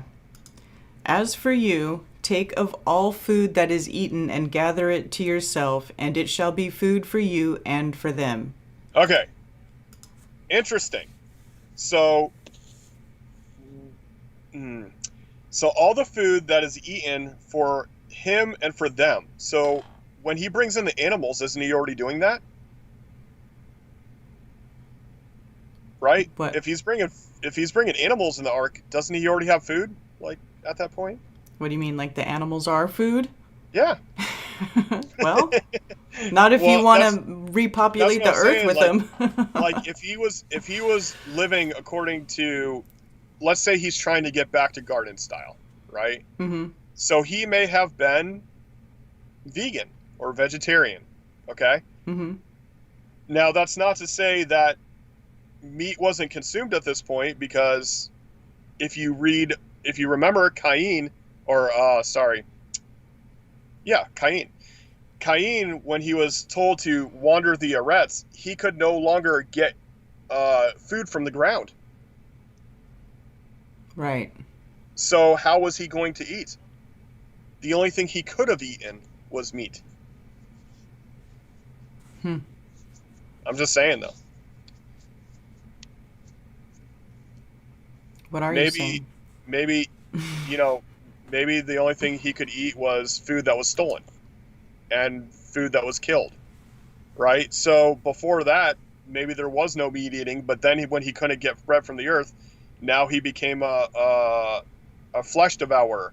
And then us, by, generational intermingling, we have this quote-unquote bloodlust. Like our bodies need that meat now. where before we may not have needed meat. I'm just saying, though. No, it's possible. Yeah. Okay. Because the food that he's talking about bringing it in here, he's not talking about animals, is what I'm trying to say here. Right. He's not saying grab some steaks Right. and bring them into the ark to be for food for you and for them. No. Mm-hmm. These animals were reverting back to the Garden of Eden style, where they were only eating stuff that grows. All right. And And Noah, what a great idea that the Creator commanded him to bring food into the ark, right? right. Because if he didn't, even after the flood, it takes a while to start growing stuff again. Right. Yes. And Noah did according to all that Elohim commanded, and so he did. We can keep going because it's still the flood if you want to get into it. I didn't translate any verses, but we can get into it. All right. And Jehovah said to Noah, "Come into the ark, you and all your household, because I have seen that you are righteous before me in this generation. Of all the clean beasts, take with you 7 pairs, a male and his female, and of the beasts that are unclean, 2, a male and his female. And of birds of the heavens 7 pairs, male and female, to keep offspring alive on the face of all earth." Okay, so I wanted you to read those 3 verses. Okay. That's why I wanted you to keep reading. Okay. So when I was growing up, in church, mind you, I was always told that the animals came in 2 by 2. Mm-hmm. And that was it. Why? Right. Because they would read Genesis 6 and not go into 7. It's the same thing as the 7th day being separated into the 2nd chapter of Genesis. Mm-hmm. Like, they separate this part. Like, if you just read 6, he only took in 2 by 2. Right. But if you read 7, then you see, oh, there was another group of animals that he said you need to bring in 7 pairs. Right. So this 14 each of the clean growlers and of the clean birds, the flyers. So what is this clean animals? What we've never heard of these clean animals. Is this a new invention that Yah came up with? Or did they already know this? It just wasn't written down. Yeah. Right? Right. So, and what were these clean beasts for? I mean, it just, the questions go on and on. It's so much fun to dig in. Like, well, what does clean and unclean mean? Because that's going to be different. Exactly. That's going to be different from like animals that are of their kind. So Exactly. it's not saying that it's so clean doesn't mean like a purebred animal. That's not what Correct. that means. Correct. Yeah, because it says clean and unclean here. And of course, you have to go to the Interlinear to see clean and unclean, because clean and unclean, that's just, so the ones that took a bath and the ones who didn't, right? But clean as in it's a purer. It says pure. It's more pure. Yeah. Purer is a hard word to say. It's more pure than other types, and the unclean is Okay, because now if I'm looking up the root word of clean, right? Tahar. Hold on, let me see. A primitive root. Yes. Properly to be bright, that is, by implication, to be pure, physically sound, clear, unadulterated, uncontaminated, morally innocent, or holy. Right. And this is something that gets addressed later in scriptures about what the difference is between the clean and the unclean. And it's like, if you're gonna eat meat, right? Mm-hmm. The Creator's like, if you're gonna eat meat, this is the type of meat you should eat because they're the clean. Mm-hmm. All right. So these clean things doesn't mean they've been washed, right? It means that my perspective, this is Jack's perspective now, they're going to taint you less in the frequency area, Mm-hmm. if you will. Mm-hmm. And this is, again, you and I have talked about this, but this is for the sake of the audience. Mm-hmm. Like, I believe that it doesn't just affect you negatively physically when you eat stuff like shellfish and pig. I think that it actually lowers your frequency as well. So Well, yeah. by lowering your frequency, you're separating yourself further and further from the creator, from the source of all life, right? I'm looking for unclean in the interlinear here, and I'm not seeing it. So, Of the clean beasts, take 7 pairs, male and female. The and the beasts, beasts that that are are unclean, not clean, it's like separates it, not to not clean. So, not clean. Yeah, you're correct. Low, mhm. yes. Yep, low means no. Okay. Yep, you're right. It does say not clean. Okay. So they shouldn't have translated it as unclean, because there's another word that's translated as unclean. That's a completely different word from clean. Really? Yeah. So Okay. It should say of those that are not clean, that should have, I think they should have pulled that out a little further. Mhm. It would have been better. Yeah. Because if you look at the, when it gets into the dietary laws, so to speak, the not clean is like, if you eat pig, it's like the most detestable thing. Like, it's comparable to like hanging out with a dead body. Like, it's the most disgusting thing you can do. Wow. That's how serious unclean is. Well, that's why I'm saying, like, and if you unclean know is anything not in about this pigs, reference. if you guys know anything about pigs, you kind of get it, though.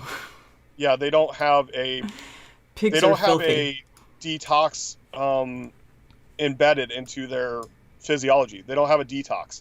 They hold in all contaminants, and they're as far as I'm concerned, the creator created them to be garbage disposals. They're Yeah. here to clean up the place. There are and- certain things that's their job, is to clean up. Right, including bottom feeders, which would mean fins without scales, Hmm. and shellfish. These. If you look at a cockroach and a lobster, they both have that exoskeleton. They're just giant cockroaches of the sea. Hmm. Disgusting. Can't stand it. Yeah. And I it's think- weird because I think it's disgusting now, but I used to buy a party platter from a grocery store called Publix, Mhm. right? Big old shrimp plate that had, like, I don't know, 60, 70 shrimp on one plate. Yep. And I would sit there and eat that whole plate by myself. I used to be thick, okay? But I used to eat that whole plate by myself, and now just thinking about it, I just feel sick. Yeah. And lobsters too. Lobsters, they're sea insects. That's Yeah, what they and do. I used to love bacon, but now I can't stand the smell of it. I can't either. And- I cannot. I don't eat pork or bacon or any of that stuff. And if it's like in my house, it just permeates everything, and I can't stand it. And my wife, she still likes the idea of bacon, so she gets and this is for those who like, but my bacon. For those people, a nice conversion or a nice way to get out of the bacon eating is beef brisket. That's a really good alternative. It's very fatty, salty. I love beef brisket. But if you absolutely love the texture and all that crap, then you can get duck bacon. Duck bacon is very similar to beef bacon. Turkey bacon, it's going to be a little more dried out, a little more stiff. It's not quite the same.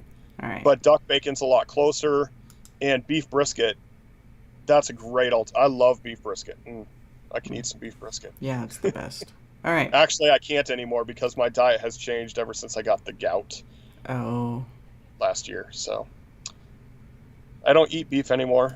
Okay. Anyway, but Yaz will be done. Yaz will be done. Who knows? A few years from now, I might say, how did I ever eat beef? You know what I'm saying? So, Well, or your health might change, and it might be okay to eat it again too. You never know. yeah, I would have to get a solid confirmation from the creator. Eat Yeah. that meat. Yeah. All right. All right. So for after 7 more days, I am sending rain on the earth 40 days and 40 nights, and shall wipe from the face of the earth all that stand and that I created. Mm-hmm. And Noach did according to all that Jehovah commanded him. Mm-hmm. Now Noach was 600 years old when the flood waters were on the earth. This is the verse I was talking about. Okay. So it mentions him having children Mm-hmm. at 500 years old. Right. Here it's saying the flood is when he's 600 years old. So I was taught in church that when he said, like, I will no longer strive with man for 120 years, that's how long it took him to build the ark. Because from 500 to 600, he built the ark. In other words, he was building this ark for 100 years. Which I don't see, if you're building an ark nonstop, day by day, it wouldn't take 100 years. Even though it was really big. Mm-hmm. Not to mention, if you look at the structures of ancient peoples, big stuff was not hard for them to build. Right. Like they had the knowledge to move large things quickly and easily. Mm-hmm. Because there's, verse 10, we're going to get there, but verse 10 seems to be as like, he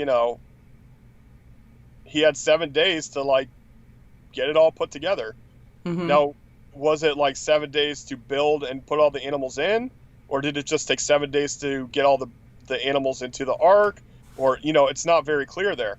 But I'm not concreted in to it took them 120 years to build the ark, or that it took them 100 years, or that it took a week. I'm not concreted into any of that. But people say things like as a matter of fact, oh, it took them 100 years to build the ark. Where does it say that? It doesn't. I don't know if it would be, I don't see it as being done in a week, though. No, neither do I. Yeah, okay. That's what I'm saying. I was like, that doesn't sound right either. I'm saying you can't just extrapolate and say, well, he definitely took this long to build the ark. That's not in here. So, well, it doesn't say exactly when he started it, like what year he started it. Exactly. It just talks about the year that he, at 500 years old, he had 3 sons. Right. Did he have them all at his 500th year? Who knows? Maybe. But the thing is that from 500 to 600, there was a contention in the Creator that, the Creator could have just wiped out the earth in day 1. Mm-hmm. Right? He could have said, oh, that's it. I'm done. Wipe it out. Mm-hmm. But it seems as though it was for lack of a better term, because our English is limited, there was a grace period of 100 years. Like 120 years and I'm done. I'm out. Mm-hmm. Like, obviously he didn't do it in an instantaneous anger moment. Right. The vengeful God, like, oh, I'm going to wipe out the earth. No, he's like, all right, I'm going to give him 120 years and that's it. Yeah. That's what it seems to be. Yeah, all that's right. what it seems like. Yeah, so I wanted to point out that 600-year thing and then the 7-day thing. It's like you can't extrapolate concrete statements without concrete statements. That's what I'm trying to say. Mm-hmm. All right. I can speculate on all sorts of stuff. Okay. But I doubt it took him 100 years to build the ark. I do. Probably not. And Noach and his sons and his wife and his sons' wives went into the ark because of the waters of the flood, of the clean beasts and of the beasts that are unclean, and of birds and of all that creep on the arets. Mm-hmm. 2 by 2 they went into the ark to Noah, male and female, as Elohim had commanded Noah. And it came to be after 7 days that the waters of the flood were on the earth. In the 600th year of Noah's life, in the second new moon, the 17th day of the moon, on that day all the fountains of the great deep were broken up, and the windows of the heavens were opened. Okay, so this is what I was talking about in Genesis 1, the great deep, which is Tehom, which means that controlled chaos environment, Mm-hmm. which it could mean like deep under the oceans, or what if it's the waters above the firmament? It could possibly be that. Mm-hmm. Because here we're talking about the windows of heaven being opened and the great deep being broken up. It could be the above. It could be the below. I'm not sure. Maybe it's both. Maybe the deep water is the heavier water, or the more dense water that is above and below, and it was separated. That's my speculation, but there's no specifics of, if it said the great deep below, then yeah, it would make sense that we're talking about the lower waters, but it doesn't. And again, we got the clean beasts, that was in that section there. And that after 7 days, the waters of the flood were on the earth. So they were chilling in the ark for 7 days, or did it rain for 7 days before it became flood? Or did it take 7 days for it to become flooded? Yeah, that's what I said. Yeah. Okay. I agree. Yeah. Were they, it was raining for 7 days, and then on the 7th day, it finally was enough for it to be covering all the dry stuff on the ground, the dirt. And then in the 600th year of Noah's life, in the second new moon. Well, why are we considering new moons as months back then? Don't we have to wait for Moses to tell us when a month is? No. It was just recorded in the time of Moses. People knew how this place worked before Moses came around. They lost the information when they went into Egypt, and then when they came out of Egypt, Moses had to write it down, because Yah's like, well, I see that when you go into captivity, you forget all about me, so I guess I gotta write it down. That's basically what it is. All right. And the rain was on the Eretz for 40 days and 40 nights. Yep. On that same day, Noach and Shem and Ham and Japhet, the sons of Noach, and Noah's wife, and the 3 wives of his sons with them, went into the ark. And again, I applaud you. That's beautiful reading. They and their life form after its kind, every beast after its kind, and every creeping creature that creeps on the earth after its kind, and every bird after its kind, every bird of every sort. Okay, so if you notice, there's a couple of words that are italicized. Creature being one. Yep, and life in the early part. So why are those italicized? What does that mean? Means that they're added in? Correct. Yep. Okay. Yep, so they added the word life, because chai, Hebrew for life, is not in there.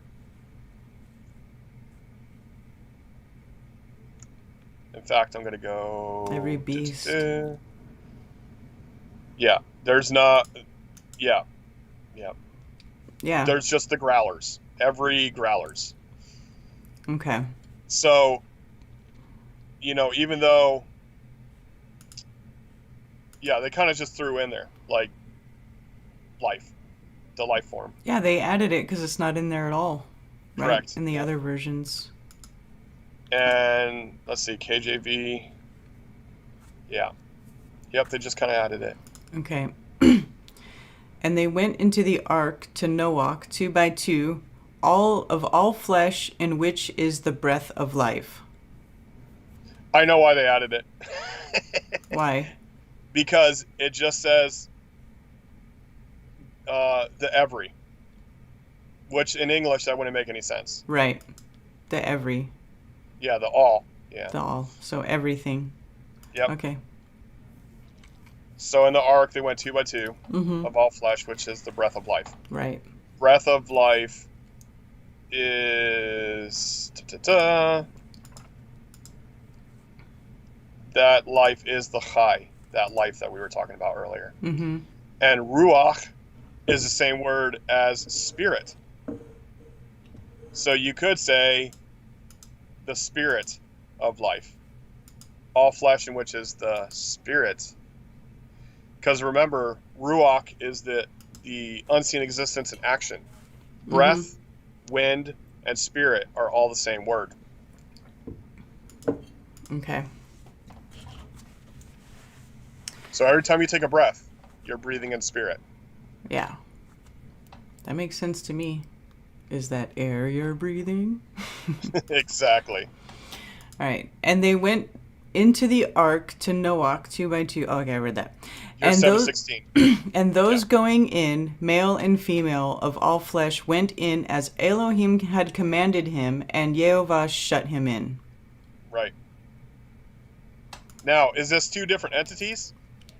Elohim commanded him, Jehovah shut him in. Yeah, that does look a little bit like they're talking about two different things. Yeah, but the thing Elohim is plural. Yes, and Elohim collectively is Jehovah. Mm-hmm. Right? That's my perspective, okay? Don't spiral, people. My perspective is that Elohim is collectively Jehovah. Because, like, the fact that we live and move and have our being Mm-hmm. proves that Jehovah is here. Like, if Jehovah didn't exist, neither would we. Right. If I can put it that way. Like, we exist in Jehovah. Right. In the existence. So. And the flood was on the Eretz 40 days, and the waters increased and lifted up the ark, and it rose high above the Eretz. Yep. And the waters were mighty and greatly increased on the earth, and the ark moved about on the surface of the waters. Now, if you read Genesis 1, it says that Ruach Elohim hovered over the face of the deep. Mm-hmm. So, now we have the deep coming down.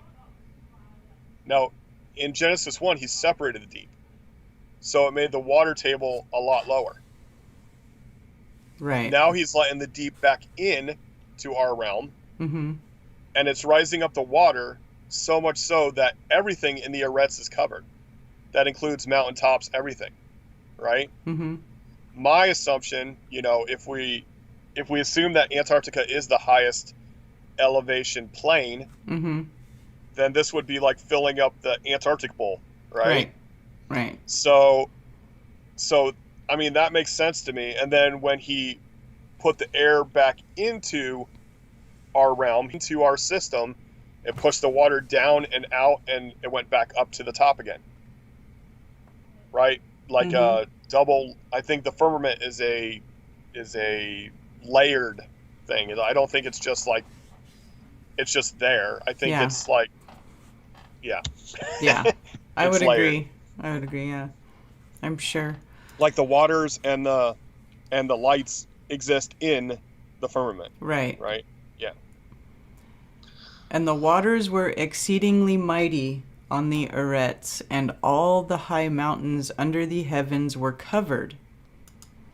The water. And heavens is the Shemayim, right? Right. So, all of the seen existence is covered up. Mm-hmm.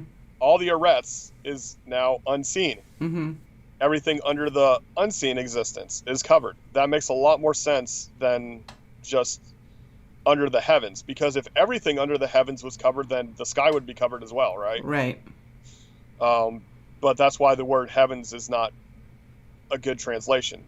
The unseen existence, or the ether, or the air, or that fabric that we exist in, that's what everything under that was covered. Okay. The waters became mighty, 15 cubits upward, and the mountains were covered. All right, Oh, let's and- see. Hold on. 15 cubits. Okay, so the tops of the mountains were covered by 40 feet or so. 4 stories above the tallest mountain. And So all, that's still deep even on top. Yeah. Deep. Uh-huh. And all flesh died, the creeping creature on the earth, birds and cattle and beasts and every swarming creature that swarms on the earth, and all mankind. And let's see what mankind is here. Just for giggles. And every man is what it says in KJV. Yep. Adam, human So being, it's not- species. it's not- Yeah, it's not Ish, which means like the mentioned remembrance, the human. It's the Adam. right? It's the first of its kind, like the original human archetype. Right. So I find that, for me, that's important, because the Adam is not referred to again for a while. So all the Adam, that archetype is wiped out, because that archetype was corrupted. Right. All in whose nostrils was the breath of the spirit of life, all that was on the dry land died. All right, now I have to look this up. Neshama. Okay, so Neshama Ruach. Okay, that's why. All right, Neshama is A puff, the wind. it's breathing. It's breathing. But it says the breathing of Ruach, right? Mm-hmm. So all those that have the breathing of Ruach of Chai, which is that lifespan thing.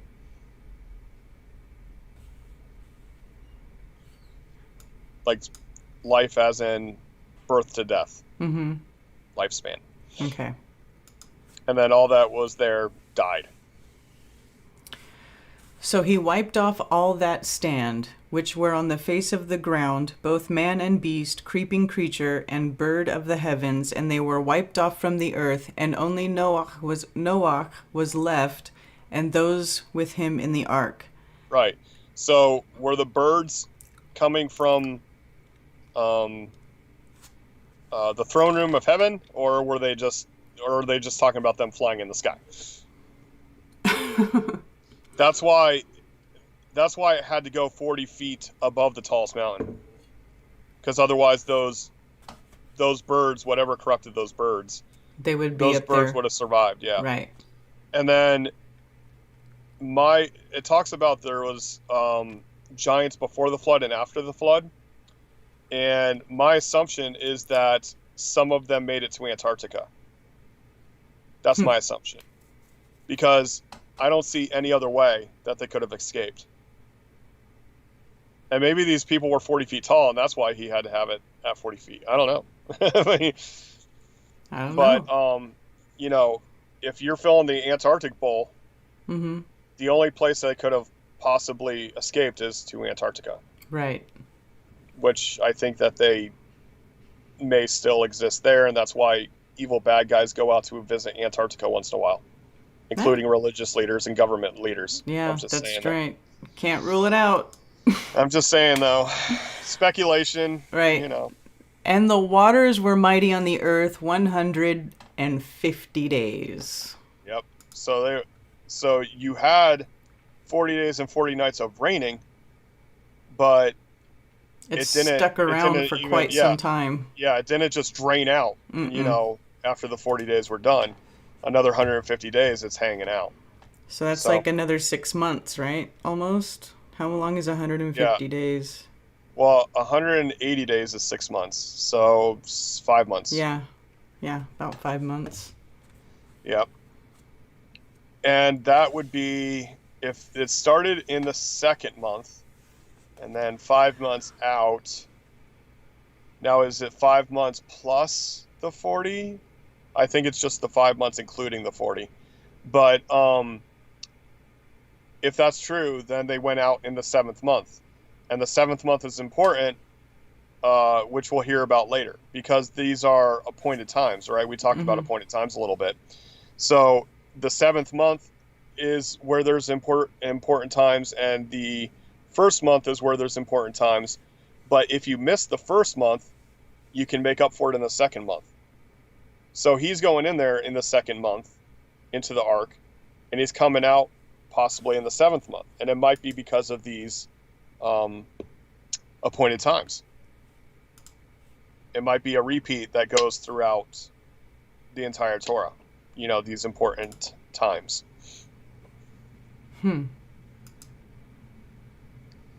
So I'm going to do what I did last time, that hopefully me restarting the computer will not kill it. Do what? All right. I'm starting the YouTube video again so I can see the chat. Oh. All right. Do.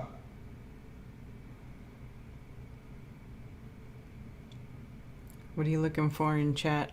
Well, now they're going into other subjects and stuff. Oh. You know. But yeah. Cool. Right on.